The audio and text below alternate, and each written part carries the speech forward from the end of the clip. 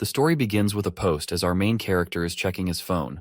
The post features a review from someone who has left negative feedback about his clinic, while claiming that it is filled with infected COVID-19 patients. After reading this post, most commenters express their unwillingness to visit such a contaminated medical clinic. Meanwhile, our hero, who is reading this post and its comments, finds himself sinking into depression over the fact that his clinic business is failing. COVID-19 has broken out just as he opens his clinic, and after 3 years in the medical field, he can't understand the unfairness of fate, that why does this have to happen to him in this way? He is also depressed that people visiting his clinic get infected, and others are leaving negative comments about it. Suddenly he feels a shift in the world around him, as if the sky is beneath his feet. After a moment he goes blank. With that, his journey from a regular Korean doctor to a divine physician in the novel begins. Now his system is developing in a weird way, as it is allowing our guy to power up, unlock skill, and summon creatures if he boosts his HP. For this purpose he has to treat his internal organs. His current HP is 0. With that, he opens his eyes and remembers falling into the Han River. He sees a silhouette in front of him and assumes it must be someone who rescued him, even though he has thousands in debt. But he's still relieved to find himself alive. He finally notices that his surroundings and realizes that he's not in a hospital. It feels like he's on the shooting set of a medieval era's show. Suddenly, a very emotional person startles him. When our guy asks about his identity, the person becomes even more emotional, wondering how he could forget his personal doctor named Garden. Our boy, on the other hand, doesn't understand his current situation and asks Garden to bring him a glass of water. The tumbler Garden hands him a luxury glass embedded with diamonds, which makes him wonder if they're real. While drinking the water, he suddenly notices his reflection in the mirror and realizes with dread that it isn't his face which he's looking at. He remembers that this face belongs to the crown prince named Raquiel Adria Magentano, which is a character from The Demon Sword Emperor. That is the novel he was reading the day he went out for a drink. With disbelief at his situation, he thinks he might still be drunk and asks Garden to slap him on the cheek. Horrified at the thought of striking his master, Garden is unable to do it, so our guy slaps himself. The instant he does, he realizes with the excitement of having been given the chance to reincarnate as a crown prince. It means he's left his debt-ridden life behind. With this thought, he starts to rise from his place but promptly collapses.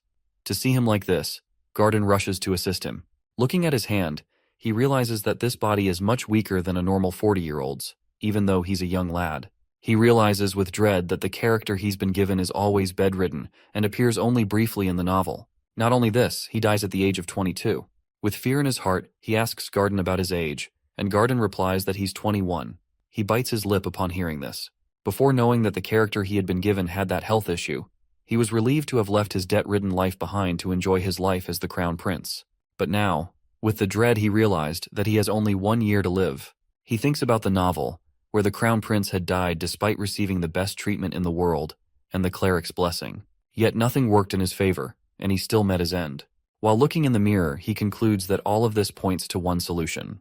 With that thought in mind, he turns to Garden and asks him to bring as many needles as possible, no matter the size. He's decided to treat himself. After making this decision, he finds himself meditating on his bed. He checks his pulse, aiming to understand the nature of his illness. He tries to concentrate on his 10 strange pulses, where the illness might reside. If one of them shows symptoms, there's a chance he's dealing with an internal injury. At this moment, Garden interrupts him, as he brings the needles he had ordered and laying them down before him. After inspecting them, he picks one up. Seeing him warming up the needle, Garden expresses his curiosity about the purpose of the needle. He haughtily replies that he's going to poke his body with it, leaving poor Garden horrified, who is thinking his master is about to harm himself. He pleads with him not to do it. Our boy tries to calm Garden by saying that he's doing this for a good purpose and asks him to have confidence in this matter, to which Garden reluctantly agrees. With that, he takes off his shirt and lies down on his bed. He knows that he needs to pierce the first needle into his most important breathing organ. To do this, he must calm his breathing. Near his shoulder is the point called Tai-in, which is the lung meridian of the hand. He carefully pokes that spot, while feeling a slight pain due to the needle's thickness. Now he focuses on acupoints, starting with the lung, then moving to cloud gate, and finally upper arm assembly. After completing the first set, he opens his eyes. It seems like he's been granted the skill to perform accurate acupuncture. By applying this technique to his body, he's able to recover his lung a little. With that, a ridiculous scene appears as happily dancing lungs give him 2 thumbs up, resulting in a gain of 100 HP, which is equal to 100 power. Our guy is quite baffled to see the screen in front of him as he reads all of this new information. Our boy is quite curious to see the status window in front of him. Seeing his state, poor Garden thinks that he's gone crazy, so he starts to cry again. With an annoyed expression, our prince orders him not to overreact. Ignoring his emotional doctor, he decides to target another acupoint near the shoulder blade. This acupoint is called the Yunmen acupoint, which he performs perfectly, resulting in alleviated feelings in his chest. He then targets several acupoints in his arms, which hurt more than before, but he endures the pain. Seeing him like this, Garden starts to pray to God for the health of his body and mind. Meanwhile, our guy takes the next step and pokes at the Yunji acupoint as well. With this, he stimulates various acupressure points, and his lungs feel like they're being massaged in a massage chair. He is irritated by the ridiculous notions his screen is displaying, as he is wishing that it would give him some HP points instead. Next, he focuses on the cheesy acupoint, which is located on his palm. With that last nail in the coffin, he successfully performs the acupoint treatment for the left lung meridian. Now his lungs take on a human form and perform a tap dance in his head, which is quite irritating for him. He waits patiently for it to end, but it is continuous for a little longer than his liking. Due to this constant tap dancing out of his lungs, the organ responsible for bowel movement also awakens. Now, the said organ, which is the large intestine, appears as a human and starts to party with the lungs. As their tap dance going on, his large intestine synchronizes with the rhythm of the dance. As a result, it gives him 100 HP, and both of the lungs give him 200 HP each. It means now he has 600 HP. With this increase in his HP, he is now able to activate his skill. His screen asks him whether he would like to shop for some skills. To read it, he remembers all of those fantasy novels in which a skill related to being a warrior or mage is given to the protagonist. So he decides to check it out. Contrary to his expectations, the skills he is shown all relate to medicine and treatment. He thinks that all of the tasks he has done in his past life. To see the list, he decides to choose the pulse reading, which helps him diagnose the illness, which is the foundation of all treatment and prescription if done right. For 500 HP, he purchases this skill with the first stage. By acquiring this skill, he is able to roughly diagnose the health condition of his patients. He later gets the report at the basic overall health check report. To see that, he decides to read his pulse over again. He checks his report, then the system informs him that his body is in the worst condition and he has a minimum of 3 months to live. He thinks it is even shorter than that mobile contract. So, he again concentrates on his treatment through acupressure points. He wonders if inserting a needle in a clockwise direction while twirling it using the reinforcing and reducing method will work. He can breathe out during this process while extracting the needles with respiratory supplementation and a draining method. So he performs it and is amazed to see that his life has extended by 1 day with it. He is so excited that he starts to perform it on another hand as well, which results in him bleeding. Unlike last time, his system warns that he has overdone the acupuncture and recommends that he should do once in every 3 days. Now his organs are shown lying on the floor. He concludes that the patients need to be stable to endure the continuous acupuncture treatment, but his body is quite weak to tolerate such treatment. He then analyzes his situation and concludes that even though the acupuncture treatment is working, with his body's weakened state, he is only able to extend his life for 1 month and then die eventually. After contemplating for a while, he decides that he needs medicine to treat his body. For this purpose, he turns to Garden, who is a doctor in this world. He asks for a more potent ingredient, which makes Garden a little hesitant. He inquires whether they have wolfsbane root, but Garden explains that since they are in his palace, they need to acquire these items from the main palace. He says he will do it, but he wants to know what he plans to do with it. Our guy deadpans that he is going to eat it. Upon hearing this, the poor doctor begs him not to do it. He explains to the doctor that he is just doing it for his own treatment. However, Garden remains reluctant. To reassure him, our boy starts to explain the situation. He asks if Garden is already aware that wolfsbane root is a toxic substance, which Garden confirms as it is used in poison. He adds that he needs the daughter root of the wolfsbane, which is much smaller than normal. At that, Garden deadpans that it can cause his heart to stop. In response to this statement, our boy admits that it is true, but insists that he knows the method he is going to use to turn this tonic into medicine. This sounds bizarre to Garden. Our boy continues, saying that this process is called detoxification, which will help him turn this poison into medicine. He asks whether Garden understands now. Garden honestly replies that he doesn't understand a thing, but he decides to give it a go since it might improve his health. While he goes to the pharmacy to get the root, he thinks about how nothing is stopping the deterioration of his master's health. Now he is willing to place his hope in this new treatment. However, he determines to eat it first to ensure that it is safe for his master to take. After getting the root, our boy is able to make a tonic out of it. But Garden seems quite uncertain upon seeing this strange-looking liquid and comments that it is made from a poisonous substance. Then he starts begging him not to take it. Seeing Garden's pitiful behavior, our boy decides to scare him a little, so he offers Garden to try it out first.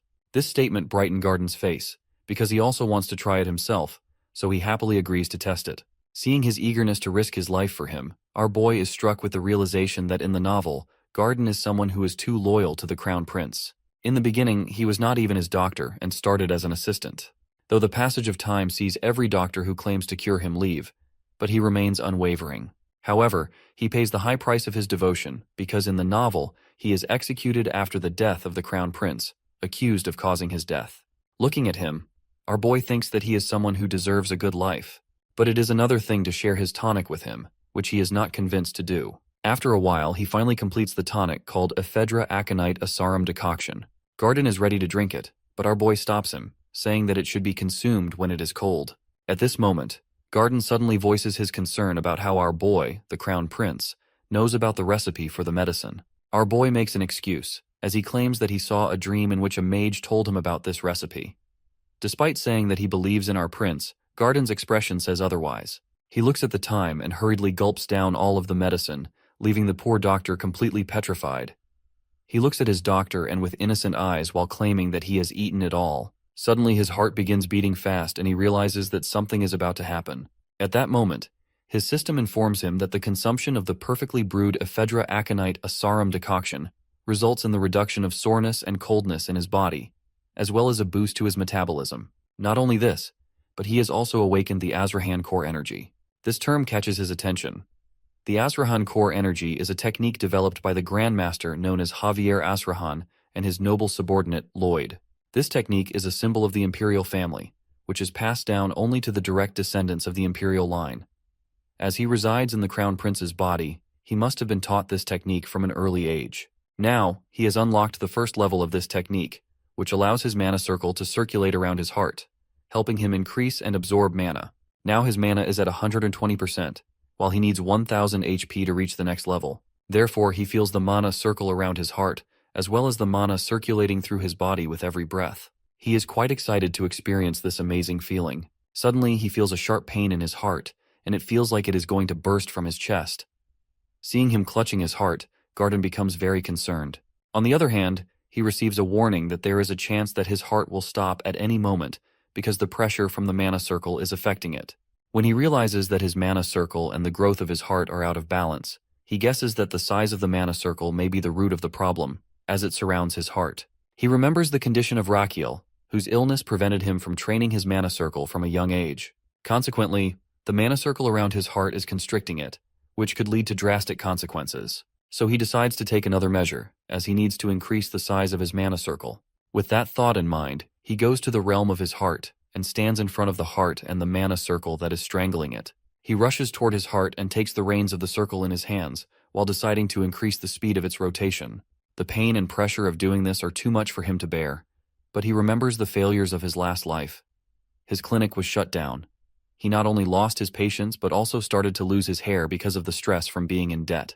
Every kind of loan piles up in a way that he is on the verge of selling his beautiful house. With that thought in his mind, he finally does it. With this, he opens his eyes and looks at his doctor, who is quite concerned about him. His system informs him that he has been able to awaken his heart due to the positive stimulation. Afterwards, as a king of the organs, our guy's heart has a very flashy entry and is welcomed by the large intestine while the lungs call him shabby. Seeing them makes our boy feel annoyed, but his irritation vanishes when his system informs him that he is the only person in history to obtain something called the mana circle slot. He doesn't understand the feature but guesses that it must be something like the empty slot in a game. Meanwhile, Garden is still concerned about him and asks about his well-being, as he looked like someone who was suffering from immense pain. He raises the question of whether it is a side effect of the medicine. Our boy makes an excuse that he just choked on phlegm, but Garden doesn't buy it. He insists that our boy was in great pain while complaining that he is the one who is supposed to drink it first. At that, our boy retorts that he will be given poison next time if Garden is that eager to have one. It prompts a protest from his doctor, who doesn't mean it that way. He nonchalantly orders him to clean up the mess on the floor if his doctor doesn't want it. But before going ahead, he turns to his doctor and thanks him, which leaves the doctor totally shocked. He thinks that our hero might go crazy from consuming that poison. Meanwhile, On his way, our guy is more than excited to have something as amazing as mana slots. These slots are basically a place where he can store any material mixed with mana up to 10 liters. He needs to consume that material in order to store it. After meditating, he contemplates experimenting with this technique, but doesn't understand what to store at first. Then he sees the jug of water, and decides to experiment with it. Looking at the water, he recalled a term called as the median lethal dose, used to determine the toxicity of a substance. Consuming 50% of the median lethal dose could either kill a person or cause immense pain. He analyzes this and concludes that there is a chance of 5.4 liters of median lethal dose in the 60 kilos of water. According to his size and weight, it should be around 3.9 liters. So, he scoops up the jug to drink the water, but it's too heavy for him to lift due to his weak body. Anyhow, he drinks it while thinking he has a purpose in storing this in mana slots. He's surprised to feel that he doesn't feel full after drinking 1 liters of water, so he decides to fill his 10-liter slot to experiment further. After filling his slot with 10 liters of water, he discharges 0.1 liter and feels quite full afterward. He concludes that this makes him a human version of that camel that can store water inside itself. Now that he's experimented with the water, he wants to try this slot with tonic soup. However, he has 9.9 liters of water, and his body obviously won't withstand it if he releases all of that water at once. Then he gets an idea and decides to discharge the water with the Asura core technique, which helps him absorb, amplify, and discharge mana. Using amplification and discharge of this technique, he aims to release the water outside his body rather than within. He concentrates solely on discharging the water from his body, and, much to his astonishment, it begins to work. The next step is to pour the water back into the jug, but when he tries, he can't hold the technique, and the jug breaks. As soon as the guards hear the sound of something breaking, they barge into his room. Meanwhile, he contemplates his experiment with the Asura core technique, as he has assumed it would release like tap water, but only for it to suddenly turn into a water cannon. Garden, along with the other guards, arrives and asks if there's been a terrorist attack. He nervously thinks up an excuse. Then he claims that he smashed the jug in anger. It seems the guards buy his excuse, and one guard even asks if he's hurt. He nervously answers that he just has a scratch on his foot. The guard turns to Garden and requests him to escort him to room 2, and he agrees to do so after tending to his wound. While having a piggyback ride on Garden's back, he thinks that no matter how bad his excuse was, they still accepted it. He concludes it must be because he's the crown prince. Garden places him on the bed and excuses himself. He tells Garden to get some rest as well in return. When Garden is gone, he starts contemplating what happened when he was practicing the Asura technique. He was amplifying the mana and discharging it through his hand, but it resulted in an outburst like a water cannon.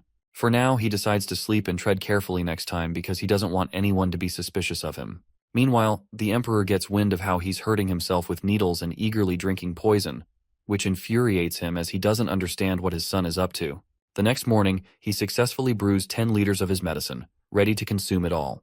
But Garden is standing beside him, and he doesn't want to take it in front of him, knowing he'll probably faint at the sight. So, he requests Garden to wait outside for a while.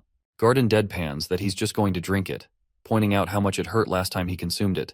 He even reminds Garden of the excuse he made, claiming he choked on phlegm. Garden expresses his concern over the fact that he's made so much tonic this time. Our boy makes an excuse, saying that he's experimenting with something, although he only intends to take a small dose since it's impossible for him to drink it all. At that, Garden tries to laugh off that indeed he can't do it. But our hero is quite impatient with his unnecessary concern and throws him out of the kitchen. Afterwards, he closes the door and gulps down all 10 liters of tonic in one go, storing it in his mana slots. Now, all he needs is to discharge it. He slowly begins discharging the tonic while going about his daily life. His organs seem to be improving as he discharges the medicine into his body, which gives him some HP points. Now he has 500 HP. He is quite tense yet eager to increase his lifespan. For this purpose, he releases the medicine in himself quite frequently. Meanwhile, in the organ dimension, the heart asks to large intestine for menu for the day. He answers that they have ephedra aconite asarum. Not only this, they have the same menu for the whole day and even for the next day as well. At that, his system warns him that his organs are sick of having the ephedra aconite asarum again and again. He annoyingly replies that they'll have whatever he gives them. While having his meal, his system informs him that he has extended his lifespan by 50 days, so now he has 133 days left to live. He stands up in excitement, startling the maid. She begins apologizing furiously. He's confused, wondering why she's asking for forgiveness like that when she's only broken a cup. He gets his answer when she begs him not to whip her like last time. At this, he grows tense, as he realizes that this crown prince has been whipping the girl. He asks if he really did it, hoping she'll say no. She answers negatively, which brings him relief. But she adds that he didn't do it himself. He asks what she did to deserve such punishment. She replies that she dared to spill a drop of water on his sleeve. This makes him think that this crown prince must be a truly cruel person. He doesn't like the scenario as he sits down on his bed while he tells her to leave after cleaning everything which brightens her face. When she leaves, he turns to Garden and asks about his behavior toward him and the other servants, as he doesn't remember much about himself. Garden tries to sugarcoat things, but he warns him that if he does, he'll eat all of the poison right in front of him. At that, Garden tells him about his cruel and rude behavior toward the servants. He is quite frustrated after listening to all of this. He even understands why the guards had bought his ridiculous excuse about breaking that bottle. At that, one more question arises that why someone like Garden is so loyal to him. He asks Garden about it as he doesn't seem scared of him. At that, he softly answers that it's because he truly knows what kind of person he could be and trusts him in this regard. In a flashback, it's shown that when Raquiel was a child, he saw him protecting a small chick from the rain while he himself was drenched. Remembering this, he adds that he trusts Raquiel to return to his kinder self as his health improves. Thinking about Raquiel thanking him, Garden feels as though it's already happening.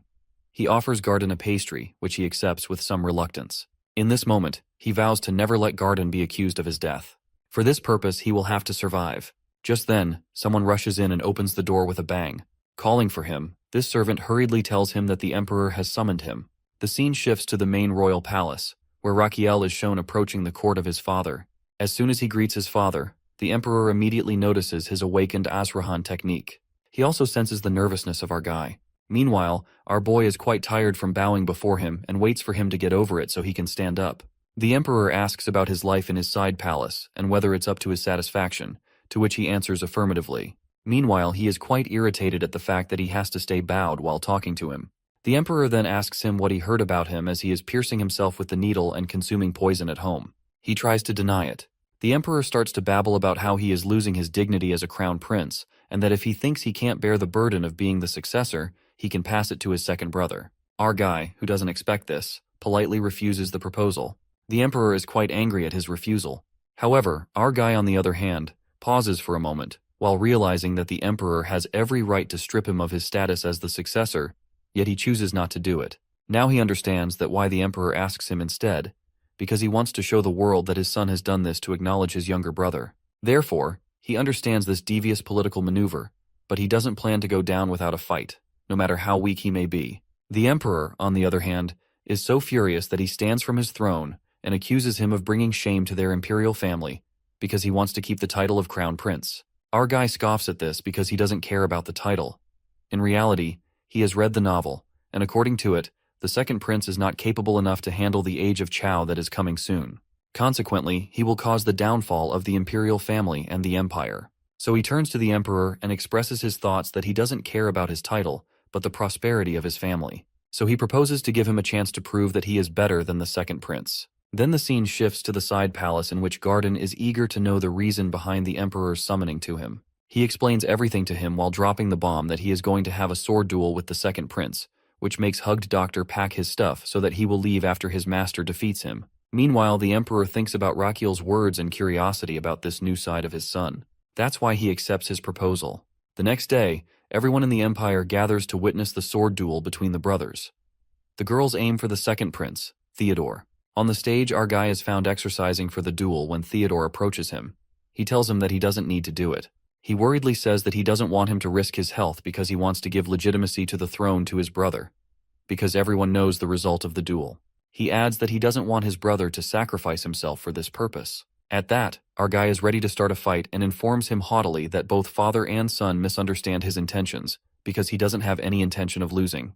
Before starting the duel, there are murmurs of people about how weird it is for the crown prince to challenge the second prince because second prince has the upper hand because of Azrahan core in a single circle. They don't think that he stands any chance against the second prince. In a flashback, it is shown that our guy, who is exercising, has Garden standing beside him, who is thinking that this duel is just a joke. Our boy replies that no one expects him to win, so it is good for him as it puts less pressure on him. However, Garden says with uncertainty that he can win. Our guy notices his expression and knows he is lying. Then he tells him that he just needs to block 3 attacks from his brother in order to win the match. In the present time, Garden prays for the safety of his master. The match starts, and the Emperor describes the rules. If our guy is able to defeat or withstand the attacks of his brother for 5 minutes, he will be the winner. Otherwise, the second prince will win the match. Now both brothers stand in front of each other, but Theodore intends to get through this match as soon as possible. As soon as the match starts, everyone is stunned to see the crown prince throw his sword away. They wonder whether he is giving up already. Seeing him do this, Theodore first feels relieved that he doesn't have to fight against his sick brother. But then he remembers that this will bring disgrace to him and his family. So he contemplates whether he should encourage his better to fight a little. But when our guy places the shield in front of him, he understands that the crown prince's aim is to withstand his weaker attacks for 5 minutes instead of attacking him. He smirks at that, while thinking that he will end this fight quickly. With this thought in his mind, he gathers the mana in his body and rushes toward his brother. The Emperor analyzes his second son's attack and concludes that his first son won't be able to withstand it. The second prince even tries to attack from above so that his brother won't fall to the ground disgracefully. But to everyone's surprise, our dude dodges the attack. Someone comments that the second prince is kind enough to strike weakly so that his bring can easily dodge it. The second prince attacks him again with full force, which throws him away, but he is still able to stand. Our guy's condition is getting worse as his body weakens, but he is still determined to win the duel, as he has practiced dodging throughout his life as a cop. He now kind of hides behind the shield as the second prince rushes toward him while absorbing the mana better than our guy expected. However, our guy grins at this, as something might be going on in his mind. On the other side, the second prince is also fired up. He builds up his attack, and after leaping into the air, he crashes down right at our boy. But my guy easily absorbs the impact, because he had already trained his lower body for this moment. Not only did he instruct the blacksmith to customize his shield, but he has also stored the concoction in his mana slots for his little brother. His system asks how much he would like to share the discharge of that concoction in his body, and he replies, with 0.2 liter. With that, his brother's mana-filled body is filled with the concoction, and the second prince's face turns red due to extensive drinking, which causes him to hiccup. Theodore is so confused about what is happening to his body. Meanwhile, Raquel thinks back to what he has read in the novel that Theodore is someone who can't stand any kind of alcohol, so he has added many types of alcohol to his slot and released it into his brother's body. Theodore is trying to pull himself up to win against his brother, but he doesn't understand what has gotten inside him. He wants to handle the situation and aim for the recognition of his father, the cheers of the citizens, and the title of Crown Prince. According to him, this is the best course of action for everyone if he becomes the Crown Prince. For this purpose, he has to win. With this thought in mind, he rushes toward his brother, who is stunned to see that he withstood the bomb of cocktail. Then he discharges another 0.1 liter cocktail bomb in his brother. The scene shifts as the second prince finds himself in the realm of his brother's organs, where he is served the drink by Hart, who tells him that he was given the drink by that person. He turns to see that the person is his own brother, who raises his glass to him. Seeing this, Theodore is completely baffled, as he assumes he must be hallucinating. Seeing his brother this drunk and stunned, the Crown Prince decides to help him. He is going to discharge the liquid he has stored in his mana slots at his brother. With this mana, he attacks him with all his might and throws his brother to the floor. Everyone present there is completely stunned by this unexpected turns of event before them. Witnessing the fight between his sons, the Emperor immediately recognizes that Raquel has used the Azrahan core, which he had thought he had mistaken before. He can clearly sense that Azrahan core energy radiating from him, even with hundreds of people around. On the other hand, when Theodore opens his eyes, he finds his brother at his feet. His brother claims he has purified his impure mana. Theodore immediately recognizes it as the Azrahan core and questions how it's possible for his sickly brother to use it. The supposedly sick brother nonchalantly replies that he simply learned it a little late. Glancing at his fallen sword, Theodore mutters that he's lost, prompting his brother to remark that Theodore might still not believe it. Then he notices the blood on his brother's forehead. Our boy explains that he got the injury while shielding himself from his brother's attack. Hearing this, Theodore realizes his own attitude throughout the fight as how overconfident he had been, while assuming victory without acknowledging his brother's efforts. Then our boy gets up and asks about his brother's well-being. His brother misunderstands his words and expresses his feeling of being ashamed. However, Raquel clarifies that he was actually asking about his condition. At that, Theodore takes a bow before his brother, as the acknowledgement to his skill as the Crown Prince in front of everyone. In that moment, a screen appears in front of our hero, making him cheer that he's finally done it. Misunderstanding his gesture as a victory over his brother, Garden becomes emotional upon seeing him. Our guy's system congratulates him for treating someone other than himself. revealing that he's acquired a skill called Requested Medical Treatment Fees. This skill allows him to gain a small amount of life expectancy each time he heals others. However, he notices that this method only extends his lifespan by a single day at a time, which sours his mood slightly as it's quite slow process. Still, he's willing to take it, seeing it as a more effective way to increase his lifespan than relying only on acupoint techniques or tonics. His thoughts are interrupted by his father, who asks if he used the Asura core in the fight, which he admits that he did. He then asks how he acquired it. He answers honestly that he doesn't really know, because he can't tell his father he acquired it as a reward skill to heal his body. His father, however, seems to believe him and adds that he had engraved this first into his body when he was born, but due to his illness, he couldn't use it. The Emperor adds that our boy has managed to overcome the shortcomings of his body and use it anyway. Thinking his father is praising him, he thanks him. However, his father interjects that all of this ruined his initial plan, which makes him wonder about the meaning behind his father's words. The Emperor turns his back to him, while assuring his son that despite his Oramos, he acknowledges his position as the crown prince, as he promised. Then he pauses, then warns him that he'll be keeping an eye on him to see if he's truly capable of succeeding to the throne. All of this makes our guy angry, but the Emperor is also frustrated by his lack of response and shouts at him to show him some response. Instead of answering directly, the crown prince begins advising his father that he should keep sword fighting since his muscles are getting stiff. He adds that he needs to eat more vegetables and quit his tobacco habit.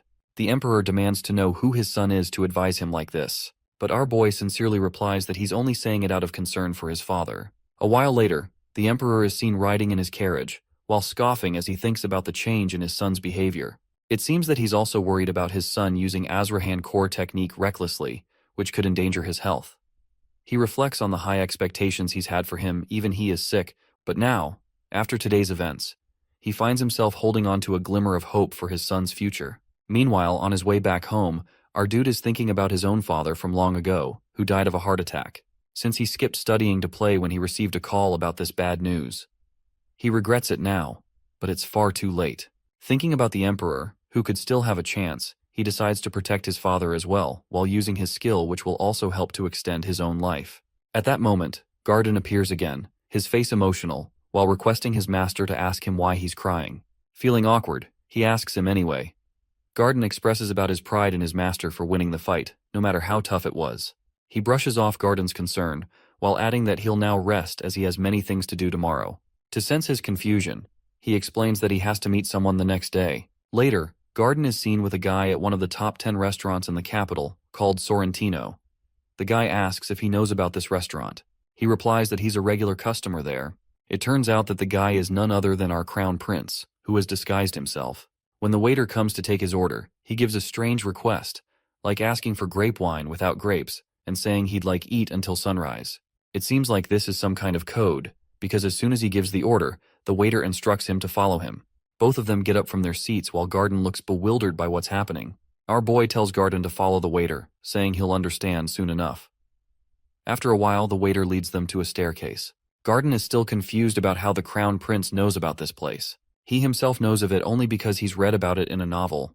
Garden asks why they're there. He ambiguously replies that he's there to collect some treatment fees, leaving Garden puzzled by his words. Changing the topic, he asks Garden if he knows someone named Damien, to which Garden responds negatively. Instead of explaining further to his loyal doctor, he opens the door at the end of the stairs. There they find a battle arena where two fighters are battling each other as the crowd cheers them on. Garden asks again about this place. He happily replies that it's a secret location. Then, looking around, he spots a tough-looking guy in the ring. Garden asks if this is the Damien person he mentioned before, to which he responds negatively. Just then, the door on the far side opens, revealing the true protagonist of the novel he's been reading in his world. This person is Damien Kyan. Everyone is cheering for Damien as soon as he enters the Colosseum. The host tells his tough-looking guy to leave the place, then introduces Damien, who is going to fight the main match of the night. He is just 17 years old when he joins the life of the underworld and defeats everyone over the next 3 months, which earns him the title of the Sword Genius. Then they let Damien's opponent enter the arena, which is a roaring troll rushing toward him. Our boy, who had been watching the spectacle, is also afraid to see a real troll there. Garden protests as well, because he assumes that they are planning to feed a human to the troll. Meanwhile, on the lower floor, the berserk troll is quite furious and tries to attack him, but Damien gracefully dodges its every attack. Damien, who is looking intently at the monster, unsheathes his sword, and with one swift motion, he he slays it in two. The spectators watching the show are in awe of what he has done. Meanwhile, our hero thinks that this guy is more notorious than he expected. Then he realizes it is expected of someone who is the main character of the novel, a sword genius known as the rival of the Grandmaster Swordsman in history. He then orders Garden to follow him and goes ahead. After a while, they are stopped by a bulky man who warns them not to proceed. But as soon as our crown prince keeps a brick of gold in his palm, the man lets them go inside. There sitting is someone, from whom our guy tries his best not to be scared. He confidently takes his bottle of painkillers in his hand and asks whether he is going to take these cheap painkillers. Damien then asks for the reason he is there, or whether he is there to sell medicine to him. He answers ambiguously that it is something like this. Damien, on the other hand, tries to shoo our guy away by saying that he has had enough of them. Our boy confidently says that these cheap medicines are not useful when it comes to treating the constant throbbing pain in the back of his head. Now he has his attention, and he starts to explain the type of pain he has, in which the symptoms usually start from the back of his head, and the area around his neck and head feels stiff and itchy. He asks whether his shoulders and neck feel numb. Our dude detects the suspicious look in his eyes for him, as knows these things about Damien. He explains again about his condition, while adding that he feels immense pain from the sides of his head and between his eyes. Not only this, he feels goosebumps on his body, and his eyes pop out. Our guy is also acting out all these things while describing all of his conditions. While Damien looks at him intently, our hero continues his melodrama, while trying to convince him that instead of getting to the root of his problem, he is relying on painkillers, which are not a standard form of medicine. Damien is annoyed by him and ponders killing him for a moment. In the end, he tells Damien to use his mouth to say something, which annoys him because Damien thinks that he is the one who is not letting him say anything. Anyway, Damien asks about the identity of our guy, who jokingly tells him the truth that he is the crown prince, which irritates Damien. To convince him, he lies that he is sent there by Kuzman, who is kind of a sponsor for Damien. He adds that Kuzman is worried about Damien, and nowadays they don't have a sufficient amount of ingredients because of the season. Damien doesn't understand a thing our boy is babbling and asks about the meaning behind his words.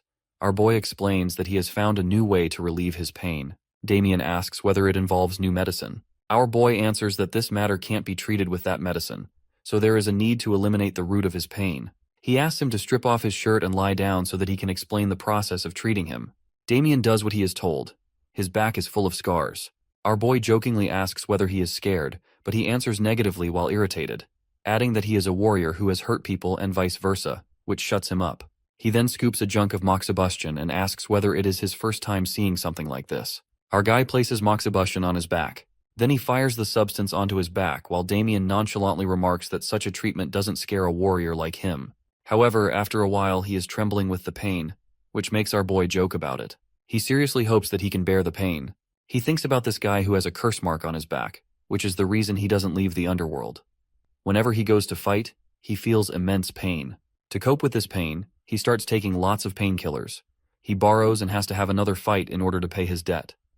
This is the life of the protagonist of this story.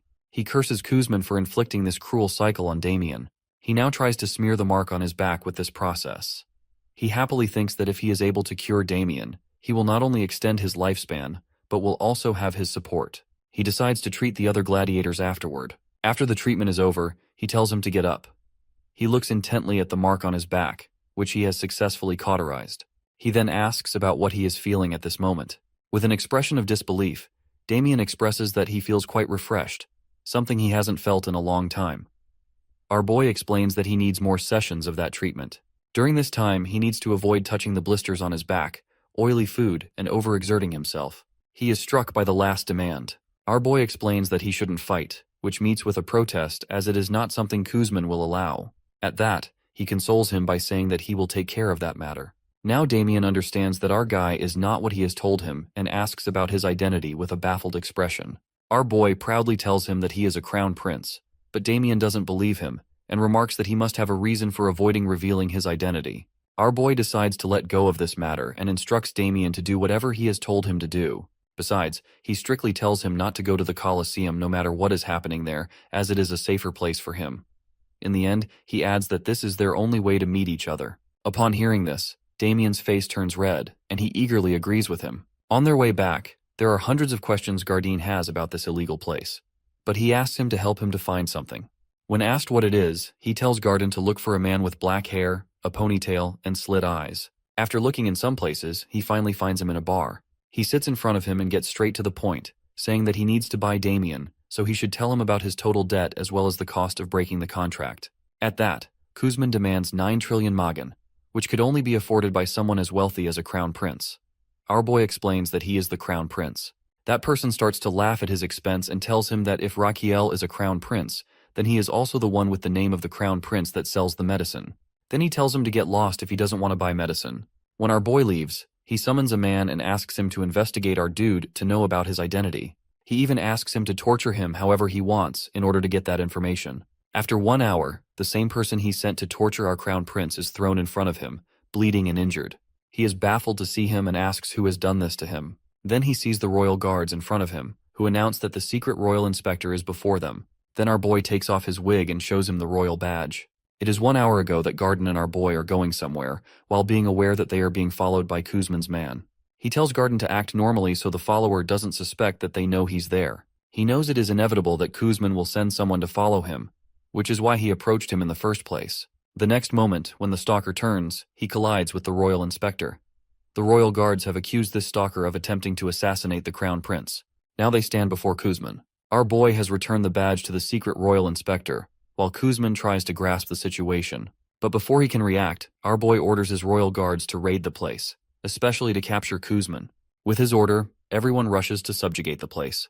Witnessing the scene in front of him, Garden thinks that the crown prince really has changed. Now he worries about his country's security, which is why he's raiding underground organizations. On the other hand, the crown prince seems more than happy to see the people around him. If they get injured, then he has a chance to heal them. He'll have an opportunity to extend his lifespan. Meanwhile, Kuzman hides in the corner while contemplating the situation. He wonders about the crown prince's interest in buying Damien while he's trying to escape. As he rushes toward the gate, he decides to stay hidden until things cool down. But as soon as he opens the door, he finds himself at the edge of several swords. Meanwhile, our guy makes a bet with his doctor that he will come out from this gate. And now he demands 500 magan from the poor doctor. He then comes forward and starts to babble about how important it is to pay for one medicine. When Kuzman yells at him, while asking what that crazy shit he is talking about, he clarifies that he comes with good intentions to clear out the medicine expenses of Damien and offers him a good deal, but he is the one who throws it away. Hearing this, he is infuriated and about to hit him, but his face meets the iron fist of the royal guard. Next moment, he is warned to stay down. Finding no escape route, he decides to use the capsule bomb that contains poison in his mouth and spits it out. After 5 seconds when he has planned to spit the capsule. In this way, everyone in the vicinity will be paralyzed, while exposed to the capsule, and he will escape and kill the crown prince. He is content with his perfect plan. He is about to split the capsule while counting down from 5 to 1, but before he can spit it out, Raquiel shuts his mouth with his palm. Kuzman realizes that he knows his every move. At that moment, the time for the bomb to explode has reached, and it explodes in his mouth. The paralysis process begins, and he needs to take the antidote as soon as possible. With trembling hands, he tries to take it out from his pocket. But our hero, who reads the novel and knows everything about him, takes the antidote from his hand and asks whether he wants to know his source of knowledge. To the horror of this goon, our dude drinks the antidote in front of him while poking him, as he emphasizes that he isn't going to tell him about it. To taunt him more, he remarks about the antidote's bitter taste. While Kuzman is quite desperate to get the antidote, our boy carelessly throws it on his back. He implies that he is not going to give him the antidote when Raquiel was the one to poison him in the first place. He intends to do it in order to use his medical treatment skills to extend his lifespan, as now he has the antidote in his mana slots. Now under the 5th thoracic vertebrae, he pushes about 1.5 inches on both sides, pushing the heart transporter points. With that, Kuzman throws out the poison. Then he discharges the antidote inside of him and waits for it to work. After a few seconds, he loses consciousness, as our dude has successfully treated him. To reward him, his life extends by 118 days. He then orders his guards to arrest them. Now he is going to complete his main goal for coming here. The scene shifts to the gladiators with Damien as their leader, who are fighting with the guards and succeeding in injuring many. At this moment, Raquiel makes an appearance in front of him, and he recognizes him immediately. The scene changes to the dream in which a young Damien is shown in front of his dead mother. He knows that he is dreaming about that day when he was left alone. At this moment, someone tells him to wake up, and he opens his eyes, finding himself in front of Garden, who introduces himself, and Damien also tells him his name while shaking his hand. Our crown prince interrupts their introduction and asks both of them to follow him as they have many things to do. Afterwards, they arrive at a moxibustion clinic. They find other gladiators there as well. Damien asks about the place where they are. He answers that it is a treatment clinic.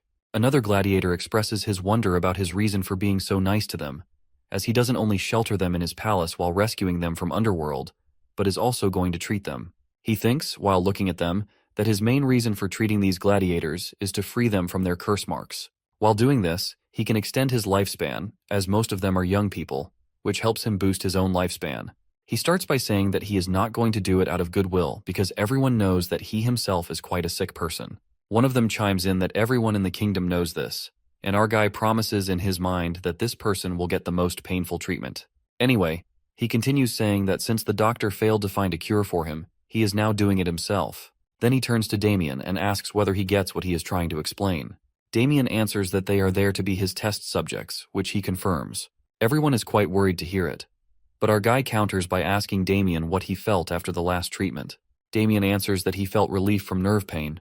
Upon hearing this, everyone feels relieved if Damien is providing the testimony in Crown Prince's favor. Then he asks everyone if they feel uneasy about getting treatment. When no one answers, he instructs them all to strip off their shirts and lie down on the beds. After 6 days, every gladiator is shown in the worst condition. They are constantly throwing up and breaking out in cold sweats due to not taking painkillers. Our boy is quite nervous to see the results of his treatment. He turns to Damien and asks if he is feeling dizzy or throwing up. Damien answers that he is, but he's holding up.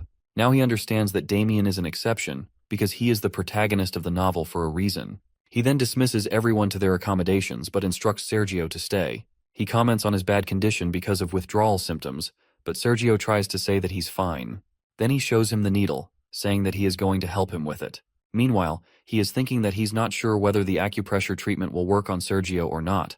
But Sergio is the one who has been taking the painkiller for the longest time, so he needs to be the test subject for this. He considers targeting his running point near his stomach. While he's thinking about all this, Sergio rises from his place, looking quite powerful in his form. He then jumps on our guy and grabs his throat with both hands. Raquiel is having a harder time breathing, but Damien comes at the right time and knocks Sergio away from him. Raising his hand to help him up, he asks about his well-being, which Raquiel answers positively. He looks at the unconscious form of Sergio and concludes that, because of his severe withdrawal symptoms, he is highly sensitive to any minor stimulation. This is why a small needle will hurt him like a sword. To resolve this problem, he needs thinner needles. After a while, he is seen in his study, reading a letter from a blacksmith. To summarize the letter, the blacksmith apologizes to him for being unable to make multiple thin needles as fine as thread. The letter adds that only a dwarf artisan could achieve such a feat. At this moment, he gets a notification from his system, warning that he is stressing too much, which could lead to nervous illness. His organs are trying to cool down the heart while trying to give him a hint. Seeing him lost, his system reminds him that he can summon a monster or unlock a skill by using his HP points. He then selects the summon gacha option for the cost of 300 HP. While confirming the purchase, he hopes to get a good summon. His system instructs him to verbalize the qualities he wants his summon to have. He demands a creature that can provide him with many needles of uniform thickness. After recording his request, his system provides him with 3 options with bizarre names like a happy summon that oinks, iron that discharges, and a cactus that discharge. Then his system informs him that one of these summons has a 100% ability to meet his demand, one has 50%, and one has 0%. Upon reading this, he realizes that this summon is a kind of gamble, so he contemplates which summon to choose. After thinking for a while, when he can't decide, his heart frustratingly tells him to choose the cactus, and he agrees. While his system prepares his gift, he pleads to God for the right summon. Then, a very cute porcupine is dropped onto his palm. Now his system is informing him about the qualities of his new summon. He can alter its size by feeding it either red sunflower seeds, which will make it huge, or blue seeds, which will return it to its original tiny size. Its name is Goswem, and it has the skill of producing an infinite number of thorns and attacking its enemies with them. He politely asks his summon for 3 thorns, each of different colors, and it provides them to him. He checks the white and brown ones. The white one has a mild pain effect, so he decides to use it for the gladiators. However, he's a little cautious of the black one, as it has a higher pain level. He doesn't even test it and decides to try it on someone else later. Then he goes to his clinic, warming up the needle. Seeing him, Garden asks about his summon, and he introduces it to him. At that moment, he makes up a story and tells Garden to ask the remaining details from the summon itself, then leaves the place. Garden is quite baffled by this situation, as he recognizes this creature as a summon monster. According to legends, There was a legendary builder around 300 years ago who had summoned monsters as his aid. They are known as very rare and mysterious creatures, and Garden doesn't understand how his master got one. Now he realizes there is something about his master that he doesn't know. Inside the clinic, Sergio apologizes to our guy for the incident yesterday. He shakes off the apology, while telling him that he will now no longer feel the pain, as he has pierced many needles into his body. He is surprised to hear that, because Sergio doesn't seem to feel anything. He then shows him his arm, where he performed the acupressure treatment. Afterwards, he has been performing this treatment on everyone. To get the rewards from treating Damien and the other gladiators, his life expectancy increases by 171 days. Not only that, but he also levels up his skill due to using it on a larger number of people. This information makes him quite happy, as it is clear from his body language. Seeing him so happy, Damien doesn't understand his true motives, as he wonders why the Crown Prince is ecstatic to see them recovered.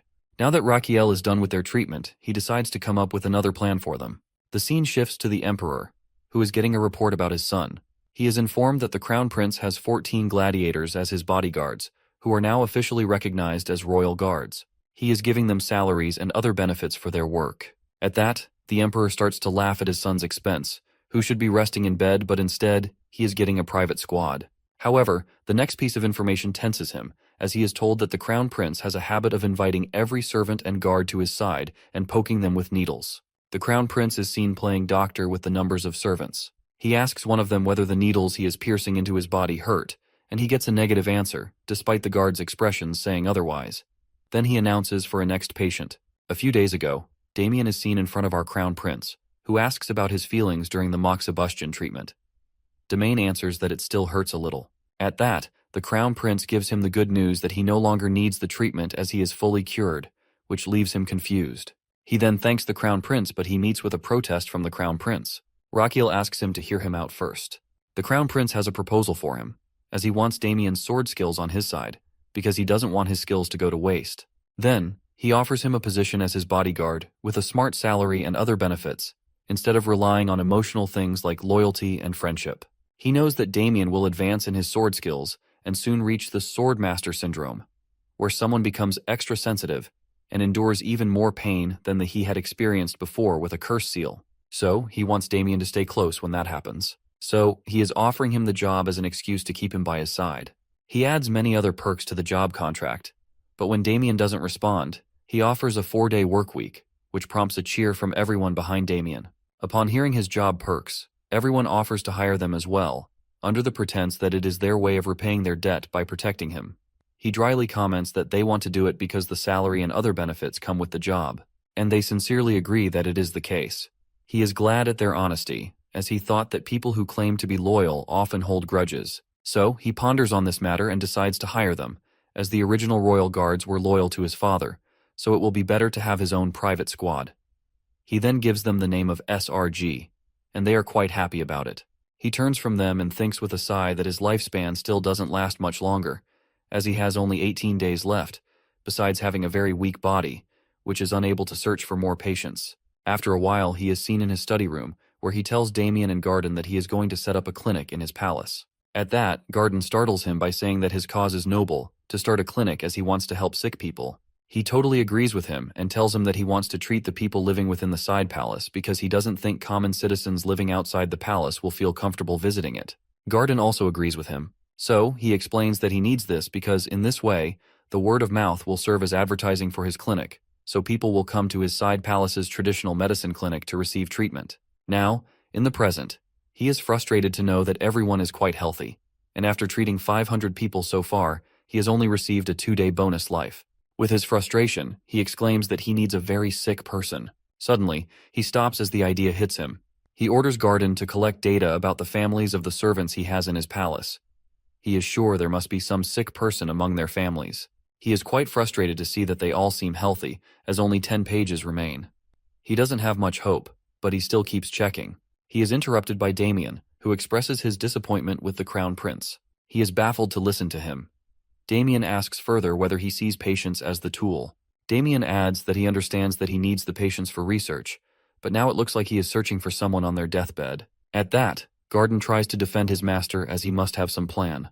However, the Crown Prince corrects his doctor, stating that Damien is right about his assumption. Damien protests, saying that he was rude towards Garden, while Garden tries to defend Crown Prince by saying that Damien is rude to him. Seeing this, the Crown Prince kicks both of them out of his room and checks the remaining 10 pages. One page catches his attention. Someone has written in this questionnaire about an 8-year-old boy whose body starts to tremble and foam at the mouth once or twice a week. The doctor as well as the cleric checked him, but it was of no use. Upon reading it, he is quite happy to finally have found what he was looking for. The next day, he gets to meet the young boy, who is a little scared to see him. He approaches him closely and greets him by telling him to call him Raquiel. He understands that this is George's first time visiting the palace and meeting the Crown Prince, so he needs to make him comfortable. He then shows him a candy, which brightens the boy's face, but instead of getting it, his expression turns sour. The boy tells him that he can't touch the Crown Prince. When asked why, he answers that it's because he is cursed. He adds that this is the reason he is bullied by other children and called weird. Upon listening this, Raquiel tries to encourage the kid by saying that it isn't the case. The boy explains that when the kids were teasing him yesterday, he tried to defend himself but lost. Afterward, everything became dark, and he started to tremble, while feeling like someone threw him to the ground. When he woke up, he felt weak. At that, the Crown Prince suddenly hugs him, saying that he is brave for enduring all of this. With tears in his eyes, George supplies that he shouldn't touch him because of the evil spirit residing in him. In that moment, the Crown Prince begins to diagnose him. His system informs him that this person is completely healthy, besides some symptoms of seizures caused by irregular brainwaves. He diagnoses George with epilepsy, but the problem is that he doesn't know the cause behind the irregular brainwaves. He tells George that he is not strange. To sense his disbelief, Raquiel happily tells him that he is the Crown Prince, and he is always right. Now, he is struck with what to do next, as he doesn't know the cause of the irregular brainwaves, and he doesn't have any tools to detect it, like an MRI machine. Suddenly, George calls out to him, and he tenses to see that George is having a seizure. He immediately lays him down, despite the protests of Garden, who wants him to stay away from the boy. Damien also raises his sword. To see their reactions, he shouts at them, while telling them that George is just sick and needs care, as he is in pain right now. He orders them to get him a pillow. Afterwards, he lays George on the pillow, and everyone looks at him. Garden offers to wipe the foam from his mouth. He answers that he is not in his right mind, as George might swallow the hand towel.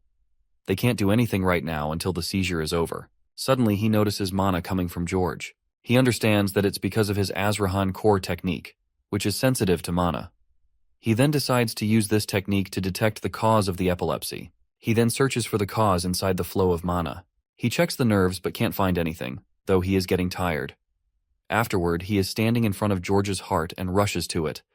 Finally, he catches the source of the irregular brain waves, which are happening in the vagus nerve. He then orders his subordinates to bring him a blanket to cover George up. He also instructs them not to wake him. In the process, he, who also overexerted himself during the diagnosis, and falls down. The people around him are worried to see his condition, but he feels relief in having found the cause of George's illness before losing conscious. After a few hours, he wakes up with a heavy head. He assumes that his Azrahan core was activated to its maximum when he was asleep. At this moment, he is startled by Damien's presence, who informs him that he has been sleeping for half a day. He asks about George and is told that George has woken up but is now feeling tired. While getting up from his bed, he thinks about how the diagnosis he performed was successful through his Azrahan core. Now he can start George's treatment by stimulating the vagus nerve. As he is putting on his coat, Damien asks with surprise where he is going in the middle of the night. He answers with a maniacal expression that he is going to be struck by lightning. After a while, he, along with Damien, is seen in front of the main palace. The guards are shocked to see him there. He asks the guards to escort them to Sir Xanatis's room. They head ahead to reach Sir Xanatis's room, who is the palace mage. He is astonished to see them there in the middle of the night and asks about their purpose to be there. The Crown Prince then playfully asks the mage to strike his back with lightning magic, which leaves the poor mage totally baffled. The mage remembers yesterday when he had visited the Emperor, who was telling him how the Crown Prince has been acting differently and strangely in recent days. He says, while smiling, that he is worried about what his son might do next. Seeing his expression, the mage thinks with annoyance that the Emperor has also become a fool when it comes to his son. In the present time, the boy is shaking the annoying mage furiously while asking him to hit him with lightning. The mage thinks about how crazy the Crown Prince has become. He protests to the prince that he can't do it, as it might kill him, which would make him accountable for his death. The Crown Prince explains that he doesn't need to go that far. He just needs a bit of electric stimulation for 3 hours. The mage is equally annoyed by this new demand. Lightning magic has destructive capabilities, but the prince wants him to minimize it and maintain control it for 3 hours, which requires precise control. He asks the prince if he has any idea that his request is quite difficult. The crown prince answers that he totally understands, which is why he came to him, because no one else could achieve such a feat besides him. Hearing this compliment, the mage is half ready to fulfill his demand, but he's still hesitant, wondering what if he hurts him. The crown prince consoles him by saying that he guarantees if something happens to him, Mage won't be accountable for his death, while pointing to the guards who will witness it. He further explains that he is doing this to save someone. The mage then agrees to his demand and asks when they can start. The crown prince replies that they need to do it now. Then he sits in front of the mage, who asks if he's ready. He nods, while secretly thinking that he can't just experiment with such a dangerous treatment on a child, so it's better to experiment on himself. When the mage starts to hit him with a precise amount of electricity, the crown prince is going to convert the electric currents into electrodes. Then, he will transform them into electrical signals and intends to use them to correct the irregular signals in George's vagus nerve. In the end, he will control those signals. While analyzing his plan, he is in awe of Azrahan core technique, which makes it possible for him to be successful in one try. He asks the mage to stop, who teasingly tells him that he could do it all day. The next day, many people who are known as gossip mongers are seen in front of his room. One of them opens the door, and now everyone is standing in front of George and his doctor, the crown prince. Rakiel shows George a needle and honestly tells him that it's going to hurt a little, as it is a medical procedure. He then reassures him that it won't hurt much, since he already pierced one needle into his neck, and George didn't even realize it. He adds that what is coming, however, will definitely hurt. Then, the mage hits Rakiel with electric magic, and he gathers the electricity in his heart. Garden feels like he's about to faint from seeing his master's condition, but our dude's focus remains on the gossip mongers in the room, as he is hoping that they will spread the word about his method of treatment everywhere. After receiving the electric current, it's now time to transfer it into George. However, he tenses up when he detects that George's flow of mana is becoming erratic. With dread, he realizes that George is about to have a seizure, so he must correct his nerve before it happens. George asks how much longer he has to stay like this. He answers that he has only 3 minutes, or if things go south, just 1 minute. But overall, the procedure will take 30 minutes. For a moment, he thinks about pausing the treatment, but he decides against it for several reasons. Because the gossip mongers present there, who could fuel strange rumors, and the uncertainty of how much longer the mage will continue to help him. He finally resolves to proceed and turns to the mage, asking him to increase the power level of the magic 3 times. The mage warns him that it will hurt more, but he brushes off his concern. However, this time, he is struck by lightning, yet he focuses on his task at hand. He needs to absorb the mana in order to complete the procedure as quickly as possible. He searches for the carotid to place the electrode, while knowing that only 5 seconds remain before the seizure will start. Finally, when it seems like George is about to have a seizure, he instead turns normal and looks at the crown prince. Everyone, especially George's sister, is amazed to see that the seizure doesn't happen.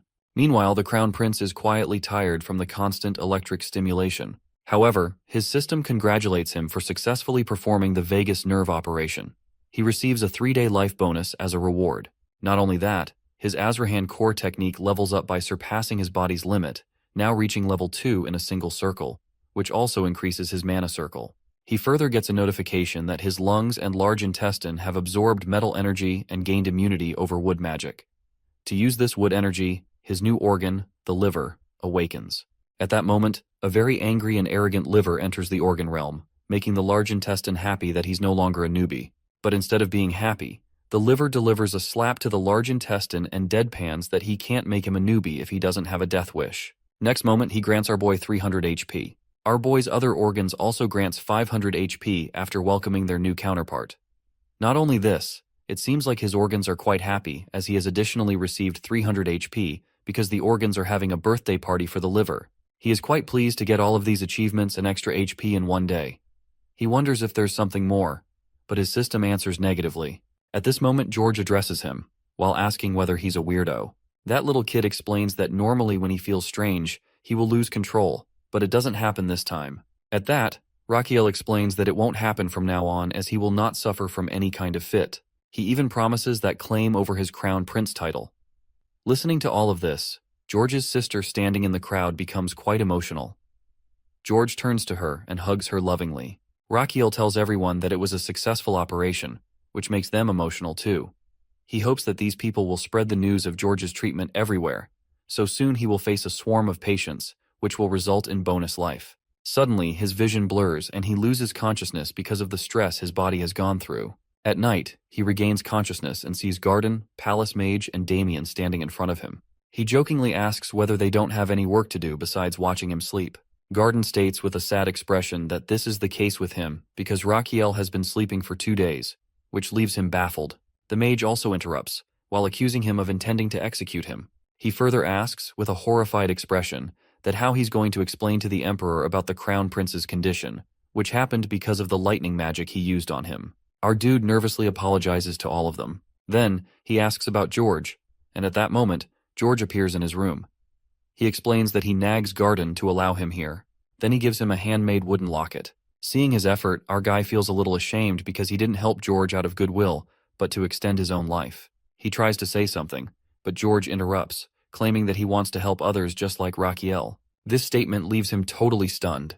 He then compliments his necklace and states that seeing George healthy is the greatest reward for him. Then he dismisses everyone, saying that he wants to rest a little more. So everyone leaves the room while George bids him goodbye. When everyone leaves, he looks at the necklace with annoyance, while wondering who would want to wear something so plain. However, as he sleeps, as if mocking his own statement, he finds himself wearing it. The scene shifts to the house of a commoner. A mother asks her son about his reason for being there as he should be at work. The boy enters, while greeting his parents, and tells them that he is on special leave from the Crown Prince. It seems like he is part of a group of gossip mongers, and the Crown Prince has given him leave to spread news about his strange method of treatment. Afterwards, the boy informs his parents about how he and others are given a special 5-day leave. He also mentions that the Crown Prince doing strange things, like wanting to treat people. Then, he shows them the paper. It is a kind of pamphlet in which the Crown Prince announces the opening of his medicine clinic in his side palace and offers all kinds of treatment for free. Meanwhile, in his palace, our boy is excited to see the result of the rumor. Garden interrupts him, saying that it's time to go. On their way, Garden comments that he wakes up early today.